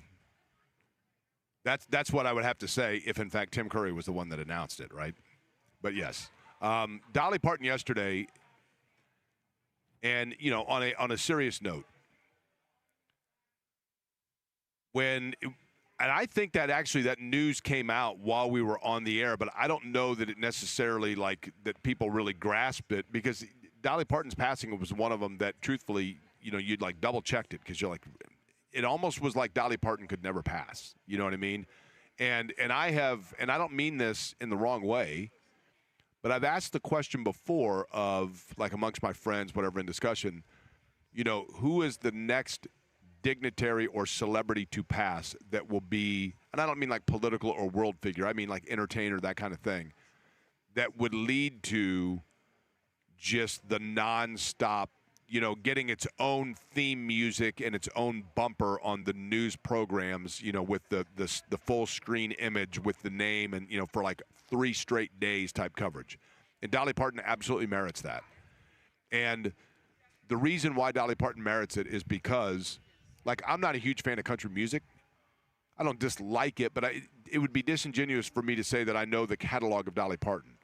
I know her main hits. I know Islands in the Stream. I know 9 to 5. I know of the movie 9 to 5, which hard to believe she was only 34 years old in that movie. But I think with Dolly Parton, the thing about her that was so almost impossible to accomplish in today's culture and society is she somehow managed to constantly and consistently be beloved by everyone. She did not draw any lines that you could choose in the sand on which side she was on something. She was totally, and the irony being, for someone who, by her own admission, talked about the fact that she wore nothing but wigs and probably had filler and, you know, obviously augmentation in various areas. For all of those things, of which Dolly Parton was physically known, at her core, it was her authenticity and true to herself that made her so unique. And in addition to that, her ability to resonate and connect with everyone. I think everyone felt like yesterday they lost their grandmother, their aunt, their neighbor, their friend, whatever it may be, like a loved one, across the board.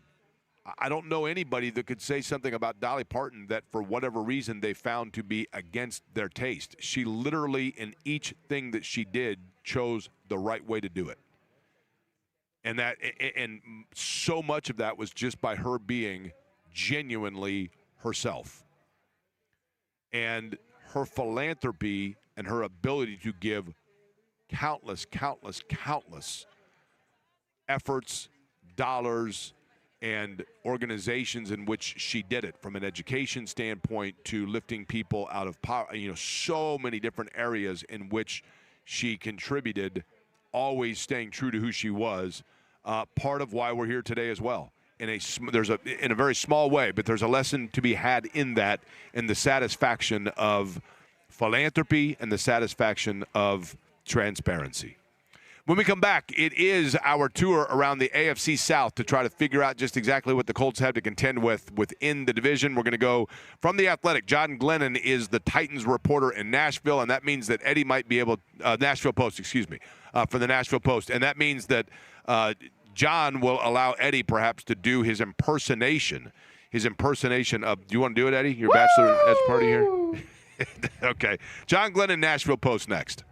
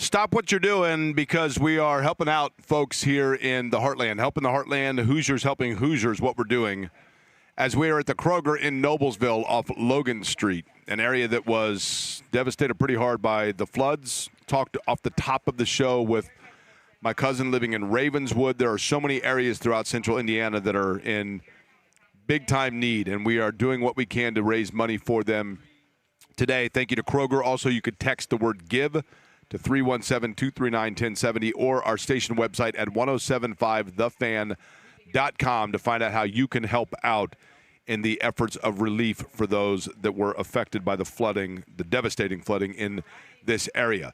Going to go down to Tennessee and talk with our friend from the Nashville Post, John Glennon, on the Schwab Men's 2-1 hotline. But before we do that, Eddie, a couple of news and notes around the NFL, including one former Colt in the AFC South. Yes, we will start with the Indianapolis Colts.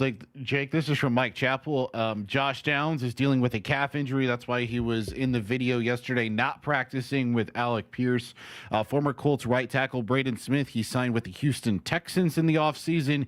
He was carted off the field today in a joint practice, which is never good.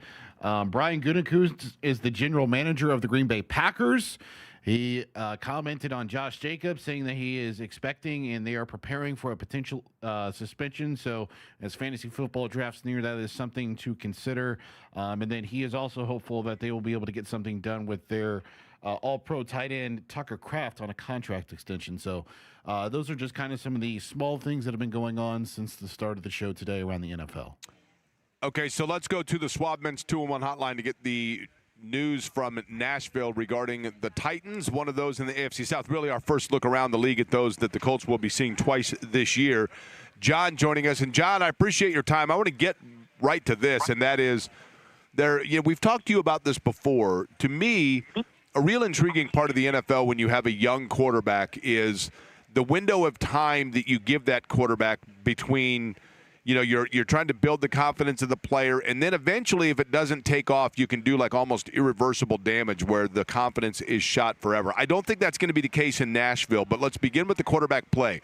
Where do things stand in terms of where the Titans believe they are at the quarterback position?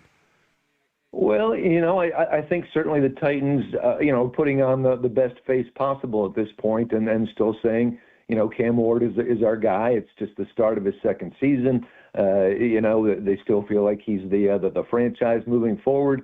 But certainly the off season and the training camp practices and the first two preseason games, probably don't leave Titans fans with a whole lot of optimism. He started out on a rough note. He's gone 13 for 24 in the first two preseason games, and he hasn't completed a pass of I don't think more than 7 yards in those two preseason games, 0 for 5 on passes over 9 yards. So, there's been some shakiness, some interceptions thrown in practices, so I think there's a little feeling of hesitation, of nervousness among the fans, what's going to happen with Cam Ward. But certainly the new coaching staff, Robert Saleh and his offensive coordinator, Brian Dable, are saying all the right things about Cam Ward and feel good about him. It did seem as though, John, that they have made more of an – I shouldn't say more of. I mean, as you said, he is just starting year number 2, and I think that we get impatient with quarterbacks. I thought he started to show kind of that turn of the corner last year, past the halfway point of the year. You could start to see it slowing down, coming together for him a little bit. But am I correct in saying that Tennessee clearly from a personnel standpoint made a concerted effort to get more pieces around him? Yeah, they absolutely did. When you drafted Carnell Tate, number 4 overall, certainly that was a big statement right there. And they brought in Wan'Dale Robinson from the New York Giants, who played under Brian Dable up there as the offensive coordinator and the head coach. Those are two big statement additions right there. And, Calvin Ridley was only able to play 7 games before he got hurt last year, and so he's coming back healthy as well. So there should be more options for Cam Ward. I think some of what you're seeing so far in the preseason is they have made a real concerted effort for Cam Ward to sort of take what the defense gives you more often than, try so many big plays. And I think we're seeing that a lot. I think that's one of the reasons Cam Ward hasn't really thrown downfield a whole lot and completed any downfield. So, those short throws to Wan'Dale Robinson, the short passes to running backs like Tony Pollard and Tajay Spears, I think they really want Cam Ward to take advantage of those opportunities, move the chains more often, increase his completion percentage. That's the kind of thing that's going to score them more points.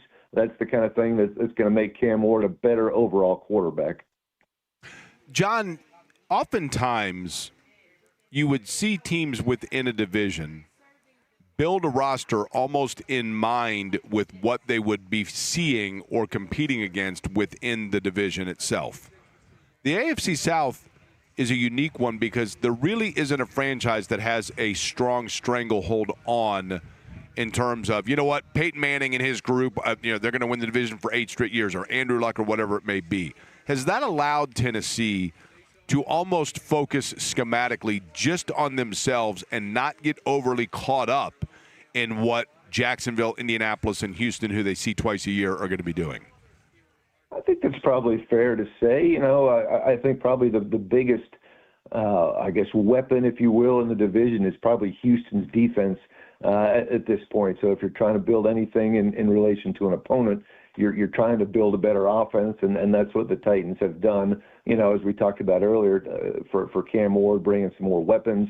They've got a couple new offensive linemen in this year as well. But yeah, it's been very much a focus, certainly on what they can do better, and they want to do everything they can to make Cam Ward that franchise quarterback. At the same time, they've also added some important pieces on defense. A couple of their starting cornerbacks. They paid big money for Alontae Taylor, big money for Cordell Flott as well. So they've been working on the defense too. So yeah, I think it's fair. There's not an overwhelming sense of we have to do this if we're going to compete for a division title. John, did you play as a kid or recently or whatever it may be, the board game Monopoly? I assume you've played Monopoly. You have familiarity with Monopoly. Is that safe to say? I think that's fair to say, yes. Once or twice, okay. Indeed. So if in the AFC, there's question marks about, all the teams, I guess, have question marks. But, if Buffalo is maybe Boardwalk or Park Place, Mahomes, if he's healthy, Kansas City becomes one of the green properties, or they might be one of the blues. What exactly Tennessee's ceiling right now is? Which level of property? When you look at this year for them, I don't think they're Baltic Avenue anymore, right? What shade are we going with here? Yeah, you probably have to refresh my color shades again, but it's been a minute since my last Monopoly game. But I think it's the blues and then the greens, and then I think it's orange and red. Are they getting into the red category yet, or are we still down there like maybe yellow was in there somewhere? Yeah. I'm going to go with the yellow with the Titans. It's tough to vault too many colors when you're coming off a couple of 3-14 seasons, and you still have questions about your quarterback, and you've got a new coaching staff coming into play as well. So I think honestly, if this team can win 7 games, that doesn't sound like much. Certainly, but it's honestly a big step forward from the last 2 years. And I think if they do that, and I think if you see Cam Ward make improvements and show signs that he is the number 1 quarterback, maybe they take that step forward from yellow to what? Are we talking orange up from yellow? Is that where we're going? I think orange is, if I'm not mistaken, Tennessee. Isn't there a Tennessee Avenue, Eddie? They have to be Tennessee Avenue is orange, I think. So that would be fitting, right? If they could get there. That only makes sense. Yeah, absolutely. We're trying to move ourselves away from Marvin Gardens and into Tennessee Avenue is what we're doing here, John, right? And the best part about it, John Glennon of the Nashville Post, we don't even know if we're correct in our color assignments here, right? We're just going. I should have looked this up. We should have had a pre-show meeting perhaps on this, but you get the point here, right? It's all about the context you set up. That's right. What are the Titans going to be, there's going to be so much attention on them, obviously, offensively, and you are correct. Houston is the creme de la creme defensively within the division. If for that matter, Tennessee is orange, Eddie says. Yes. Okay, so we're aspiring for the orange. There you go. Go Where Vols, is Tennessee going to be defensively? That's right. Yeah, you're right. See, that only fitting, right? Indeed. I think in terms of the defense, you look at the defensive line, I think that's going to be a real strength. Obviously you've got Jeffrey Simmons, the All-Pro in there, but then bringing in John Franklin Myers next to him, a quality guy who's probably been a little bit underrated over the years. I think they will both make one another even better. Edge guys, they still there's not a go-to edge guy that you say, okay, that guy's going to get me, 8-10 sacks this year. And then, again, some questions as you move back. I think they've got a really good outside linebacker. They're switching from 3-4 to 4-3 on defense this year. And Cedric Gray, I think, one of those outside linebackers going into his third season, very, very good, very underrated. I'd expect a lot from him. The middle, Cody Barton, is still some question marks as to his consistency, but I think you've got a draft pick, a second-round pick, Anthony Hill from Texas, who may be starting sooner rather than later at that middle linebacker spot. I think he's going to be really good. Secondary has shown some question marks, I would say, in training camp and the 2 preseason games. You've got the 2 new cornerbacks who they paid a lot of money for and appear to be an upgrade, but they've given up their share of receptions. And safety, you've sort of got a vet in Amani Hooker and a younger guy, second-year guy in Kevin Winston. It could be a good combination, but again, they gave up a 36-yard TD pass to Drew Lock in the first game, and the tight end Elijah Arroyo was running wide open down the field. So defense still has beyond Jeffrey Simmons and the interior defensive line. I'd still say some question marks to be answered there. John, you mentioned Carnell Tate earlier. There's been a lot of discourse within the last week or so because you've gone through 2 Tennessee preseason games and the guy has yet to haul in a catch. Is that any concern on the Tennessee front of things that him and Cam Ward just have not been able to connect yet when it's been on the field against a separate opponent? Yeah, well, not surprisingly, Robert Saleh is not concerned. Neither is offensive coordinator Brian Dable. At least that's what they're telling us.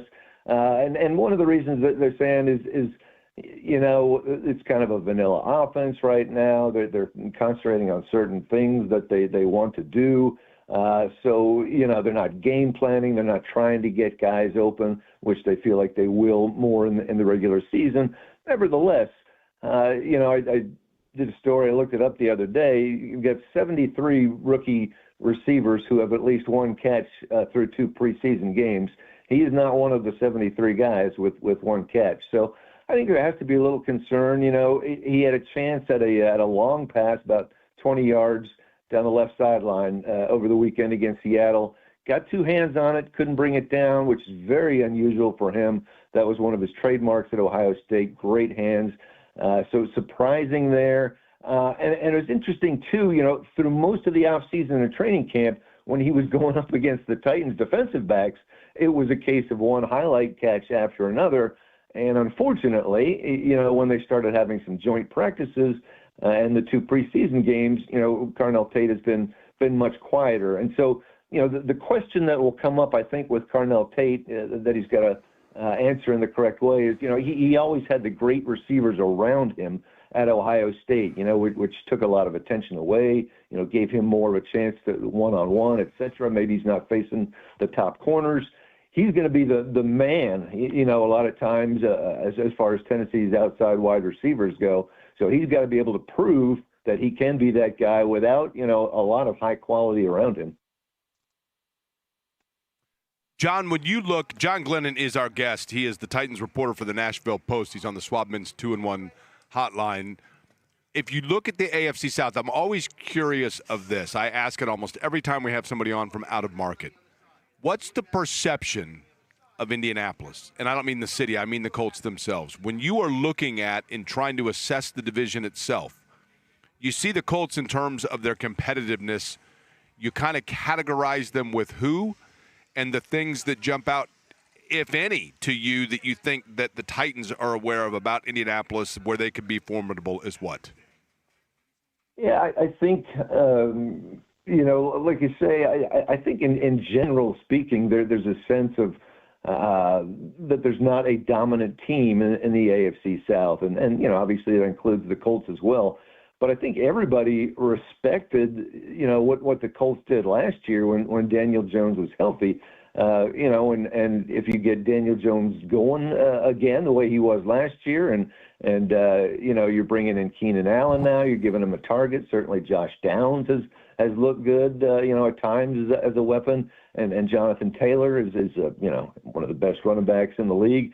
So I think there's a perception that certainly Indianapolis has the potential to contend, for the title in a division where there's not a, top of the line monopoly team, if you will. But I think when you're the Titans right now, and as I mentioned earlier, you're coming off the 3-14, and you got a new coaching staff. I think there's so much kind of inward focus. I don't think they're too concerned right now about, hey, how do we stack up against the Colts or the Jaguars or the Texans? It's more like, let's get our plan in place. Let's make sure our guys are all on the same page. Then we can start to see who we're playing, and how we can advance and move up the ladder potentially. John, you've lived in Nashville how long? I am close to 30 years at this point. Okay.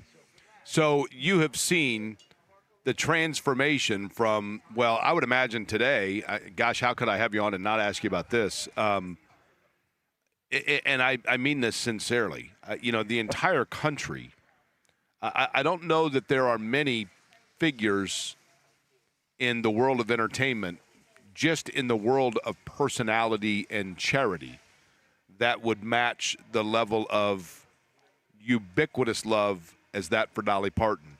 But I would imagine in Nashville and throughout your entire state of Tennessee today, it has to be just an incredible outpouring of emotion from all spectrums, but all of it with a beloved nature of the loss of a giant yesterday in Nashville.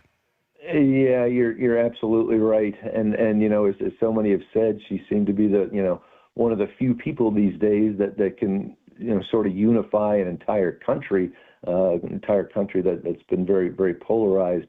The charity, the work that she's accomplished, I think in addition to the unbelievable musical career is certainly being recognized in Tennessee and Nashville. We had countless, professional sports teams here, the Titans and the Predators and Nashville SC, every team, coming out with their own sort of personalized statement on Dolly Parton and what she meant. Just downtown Nashville, where she's got kind of, I guess it's the sort of like a Hollywood star sort of situation by the Country Music Hall of Fame.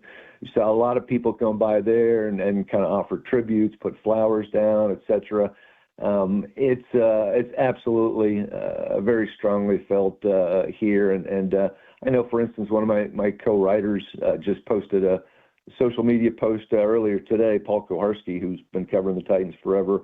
The night that he was engaged was at downtown Nashville, and actually met Dolly Parton, who happened to be at the same restaurant that night, and posted the picture again today and repeated what he said back then, that she was every bit as courteous and down to earth and nice as as advertised. And I think that's one of the things that has made Dolly Parton so loved, is that she's always so real. There's no sense that she has taken all that stardom and let it become a massive ego. So yeah, very, very, very close to the heartstrings here in Tennessee. Yeah, I think the authenticity is what is so every story you hear, John, every story that I've heard about Dolly Parton, literally, unless it was somebody who knew her in a professional sense, the everyday person, every story that you hear essentially was followed with, and I couldn't believe she was exactly who I thought she was going to be. Like she just had zero. Mark Patrick, who was a longtime radio host and television personality here in Indianapolis, shared a story on social media about when he was doing stuff with the Bob and Tom show 30 years ago. He was in the green room at the radio station, and he didn't know that Dolly Parton was going to be on the show. And he rounded the corner and he walks in. Of course, it's 6:30 in the morning or something, and there sits Dolly Parton. No entourage, no security, just Dolly Parton. She was in for some event. And he was taken aback by it and made a comment. And she said, well, here, let me show you. And so, because he made a comment about her hair. And she said, there's not a thing about this hair that's real. So she took him in the parking lot into her RV to see all of the different traveling wigs and shoe combos that she had. And her line to Mark Patrick was, it costs a lot of money to look this cheap, was her line to Mark Patrick. But he said literally, John, that she could not have been. It was literally like what you see on television. I just think that is such a lost art, John. There just aren't. Yeah. I don't know that we have anybody like that left, right?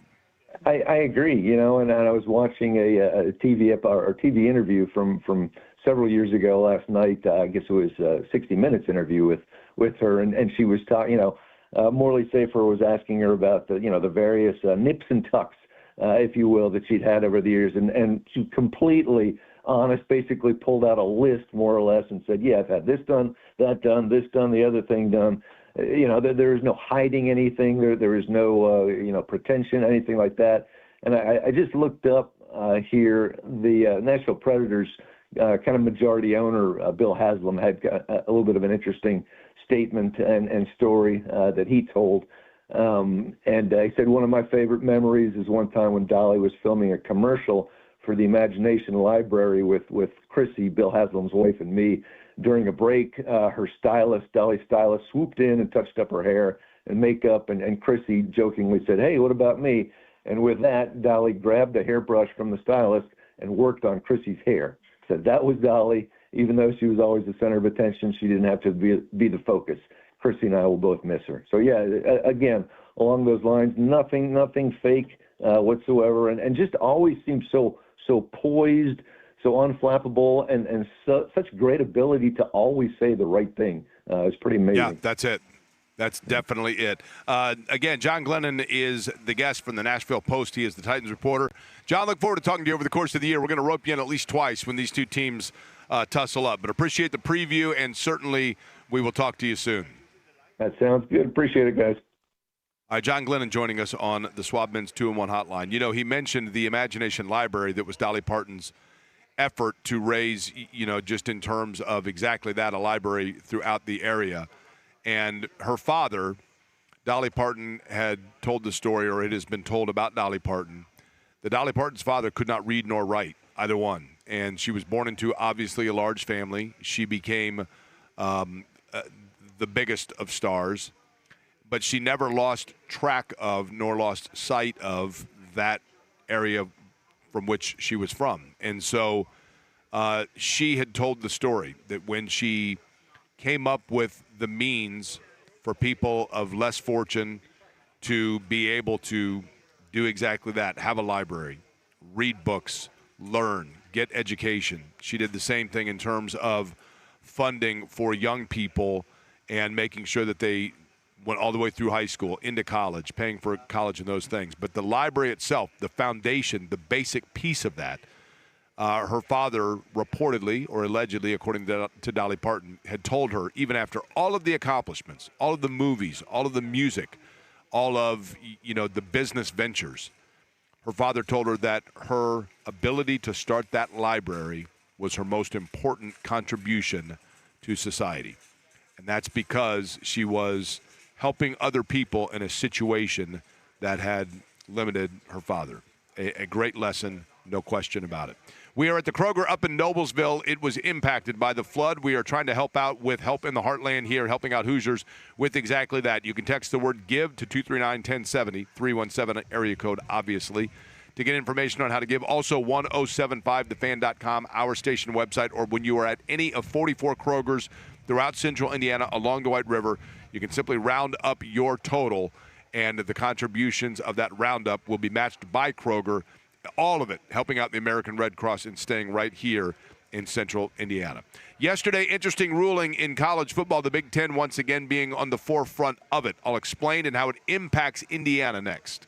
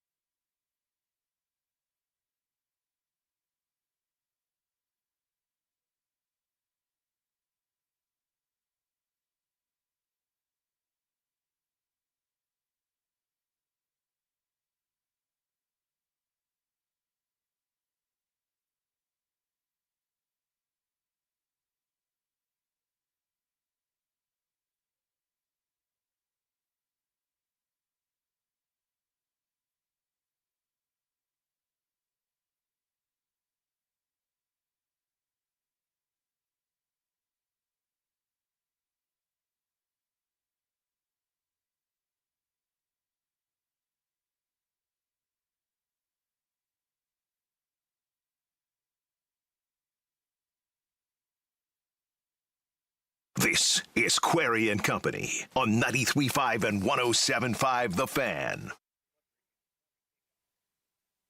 Man, taking a look at some of the photos from right across the street of where we are of the water and the way it came through, unbelievable. Here as we're at Kroger, helping out, helping the heartland for those and benefiting the American Red Cross, partnering with Kroger. All of us are out here from the station. I just saw J&B walking around. He just arrived. Dave, good seeing you.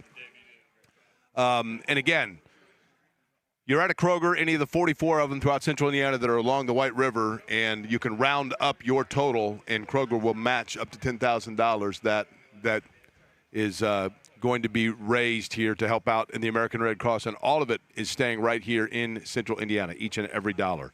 I mentioned this earlier, but I want to get back into it yesterday, and it gets – I'm going to try to break this down in the most simplistic of term that I can, which is not always the easiest thing to do, especially when you get into complex situations like that of the eligibility. And this is to the best of my understanding, because it gets very, very confusing. But I'm basically going to try to get this in as elementary a form as possible, just for myself and for everybody else to try to understand what's happening with college athletics. So bear with me here, but I'm doing it because if you have been wondering what it is, what is this court ruling, that court ruling, what's going on with Wyatt and Daly at Indiana, what's going on with the kids at LSU, what's going on with the SEC, what's going on with the Big Ten, what do these rulings mean, what is the NCAA? Here's what it comes down to, as I best understand it. After COVID, when COVID happened, obviously you had players that lost a year of eligibility. They weren't able to play in games. The season was canceled. The NCAA came up with rules at that point to ensure that those players that were deprived opportunity to play in games got essentially make good on it. And there were all kinds of discussion back and forth about what could be done to make sure that players were getting the equal opportunity to play all of the years that they would have gotten in normal conditions. And in normal conditions, and I'm using air quotes, it used to be that when you signed a letter of intent to a university and you got a full ride scholarship, you were given 5 years to complete your 4 years of eligibility, meaning that if you were either hurt or you decided athletically to do so, you could redshirt for a year, sit out, and you maintained your eligibility so long as you did it within 5 years. And that's the way it was for a long time.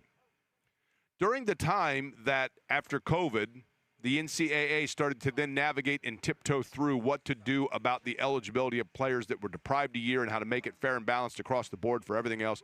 During the time that they were having all of that discussion, you also had the increase and the monetary amount escalating in regards to NIL, the money that athletes could get for their name, image, and likeness. And when the NIL money started to get to a point where it was competing with, and in some cases exceeding even, basic level professional contracts or lucrative professional contracts, then it became where the kind of the quiet part that nobody was saying out loud was that college athletics were paying players even more so than at some point professional athletes were getting. And the true nature of the NCAA and its amateurism, and I'm using air quotes again, was up for discussion. So the first thing that took place was the NCAA looked at this and said, okay, we have come up with a solution. And that solution is that players right now that are in the class of 2022 high school graduating class, they get 5 years of eligibility. 5 years. Not 4 for 5, just 5 years. If you want to play all 5, fine, but you get 5 years. Now, when they did that, and they were having those discussions, there was one class that was still on campus that was saying, wait a minute, and I'm talking about the high school class of 2021. They were saying, you're coming up with this rule that's going to be set in stone for everything moving forward, but every player on campus right now, the sophomores, juniors, and the freshmen, sophomores, and juniors, this rule is going to apply to them, but we are seniors. Why should this rule not grandfather apply to us? Because we're the one class that overlaps and was on campus when this discussion was taking place. So a number of players, notably Daly and Wyatt from Indiana, took this to a federal court and said, we should be deemed eligible. We should get a 5th year like a player right now that's a freshman is going to get 5 years. don't penalize me just because I played for 4 years and finished my schooling in 4 years. I should get 5 years to do 5 because I'm on the campus as a departing class at the time that this rule came out. A federal court determined that is accurate. These players should, if they choose, be eligible. Fine. So at that point, it was deemed that they were eligible. But then things change because courts appeal and those sorts of things take place. Now, there are other players like Sam Alexis.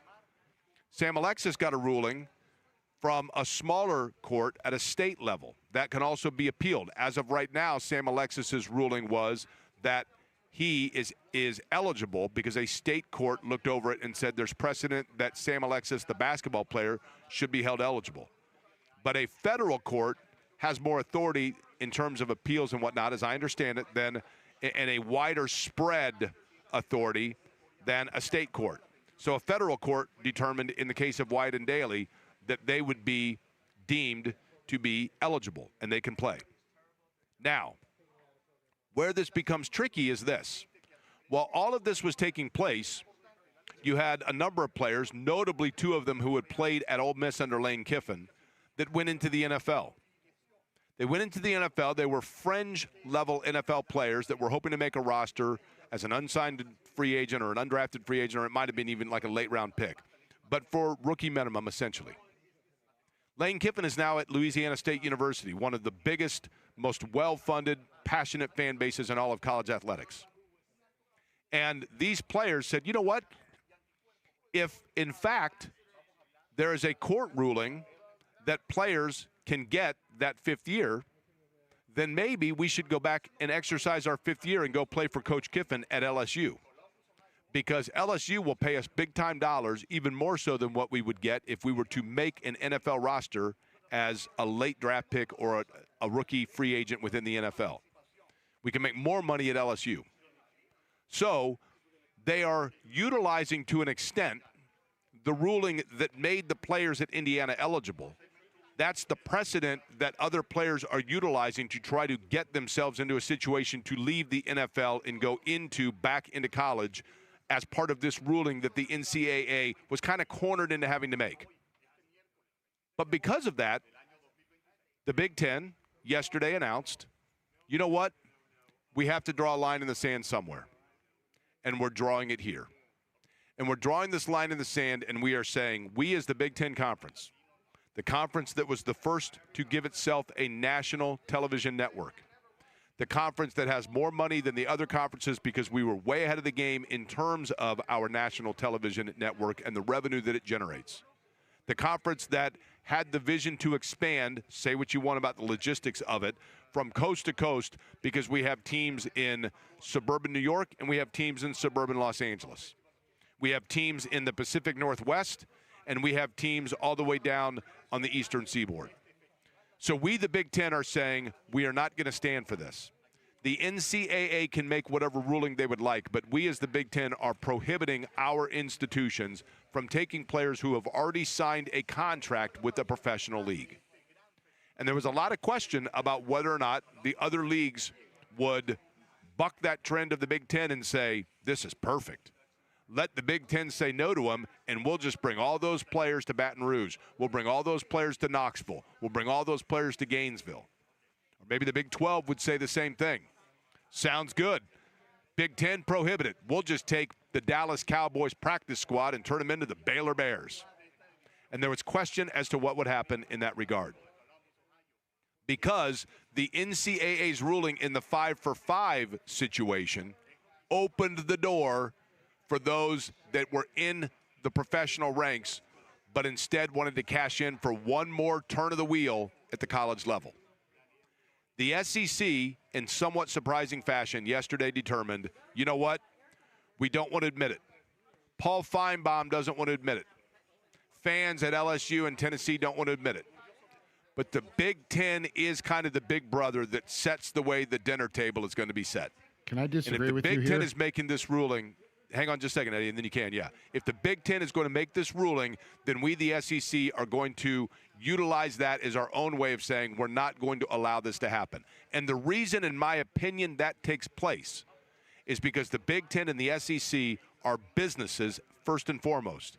And they know when they look at the USFL, they know when they look at the UFL, they know when they look at the XFL, they know when they look at the NBA G League, that the attendance numbers, the revenue numbers, the television numbers for those leagues are not anywhere near what they are because people see it as minor league sports.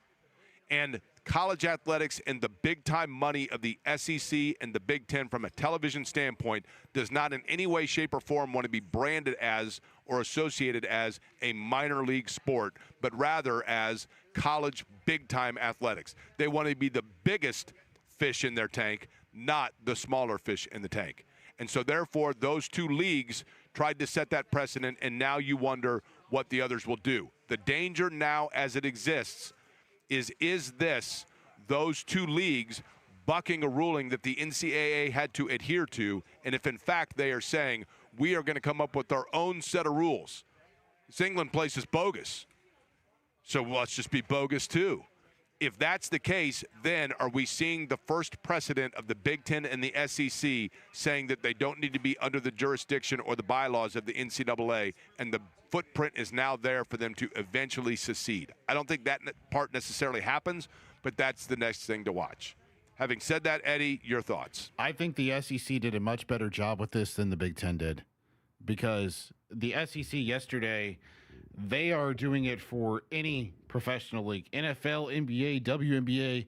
As it pertains to just the Big Ten, this is only applicable to football. It's not applicable to basketball. And understood. The conference, held meetings with its chancellors, athletic directors, school presidents, and with that going unanimous 16-0, to me, this is just like everyone that's on the management level and the for athletics at these universities is trying to get their coaches underneath control because it's gotten out of hand. You had the SEC commissioner, Greg Sankey, saying that if there is a coach that does this, even though it is already laid out that you can't do it, then they're going to enforce penalties, and he has the full authority to do so. And to me, this is another aspect of of the athletic directors and all these schools, having a reason now to avoid paying a buyout and can fire a coach potentially for violating rules. That's fair. Yeah. But what I'm getting at is this, Eddie. When I worked in local television, Dan Spieler was with me earlier. We're here with our friends from CBS 4 and WXA and Fox 59.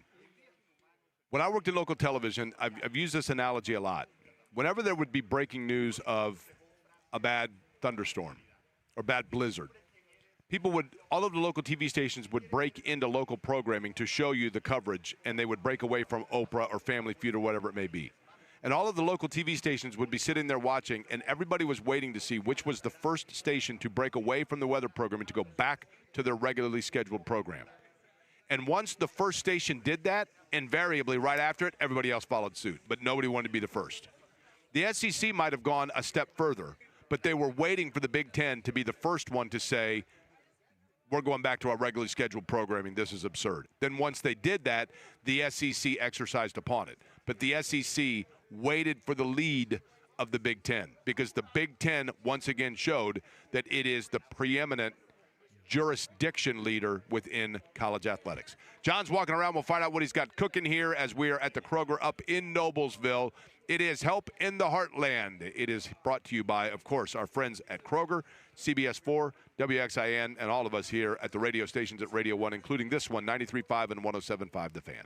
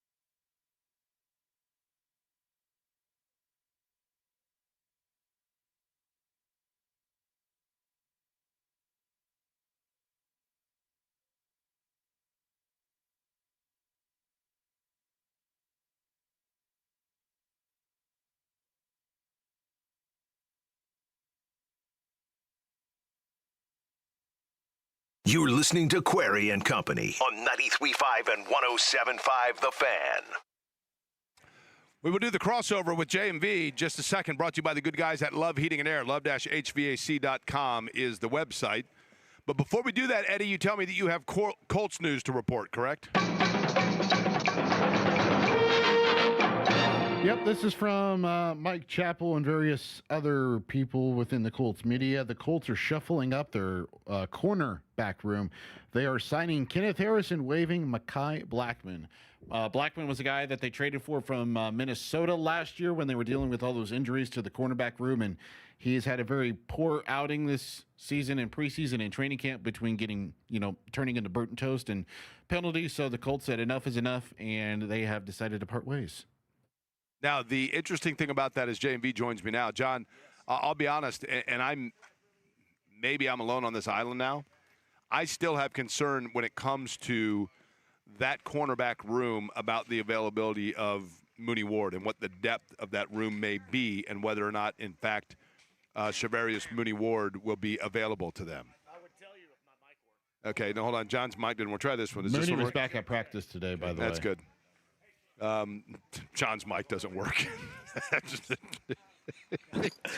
I would tell you all about it if my mic was sticking Now it's on. working. Come on, now it's no. working. Okay. It's all good. Thanks, Cam. What did you ask? I forgot.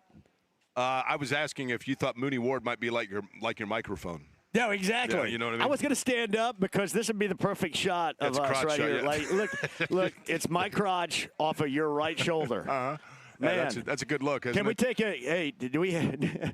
Hey, we don't have a glamour shot of this back in the studio, Eddie. Come on, look. Nope, it's tech issues on your side. Hey, some people would suggest twins. Look.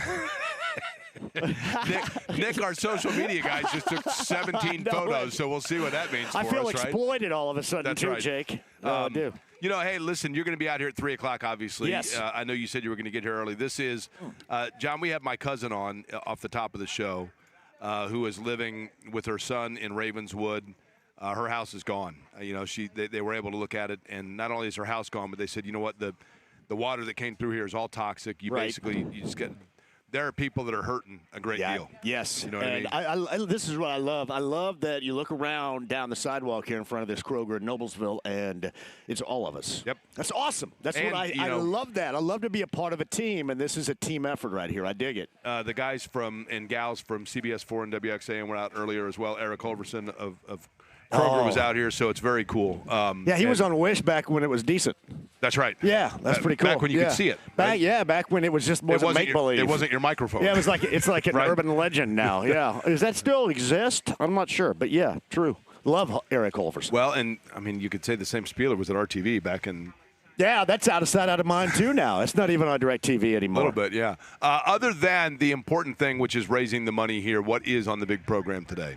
I got Chris Denary coming out here live with us a little bit later on. He's going to spend about an hour with us, too, and we'll talk about the Colts moves, I'm sure, college football conversation, just a lot of stuff on tap for you today. But, no, this is a very special afternoon for us, for sure. By the way, you and I did speak last night, but I did not, it was in between when the two of us were on yesterday and just the last minute. It was like 12:30 in the morning, Jake. It kind of was. The reason why Jake couldn't answer my call.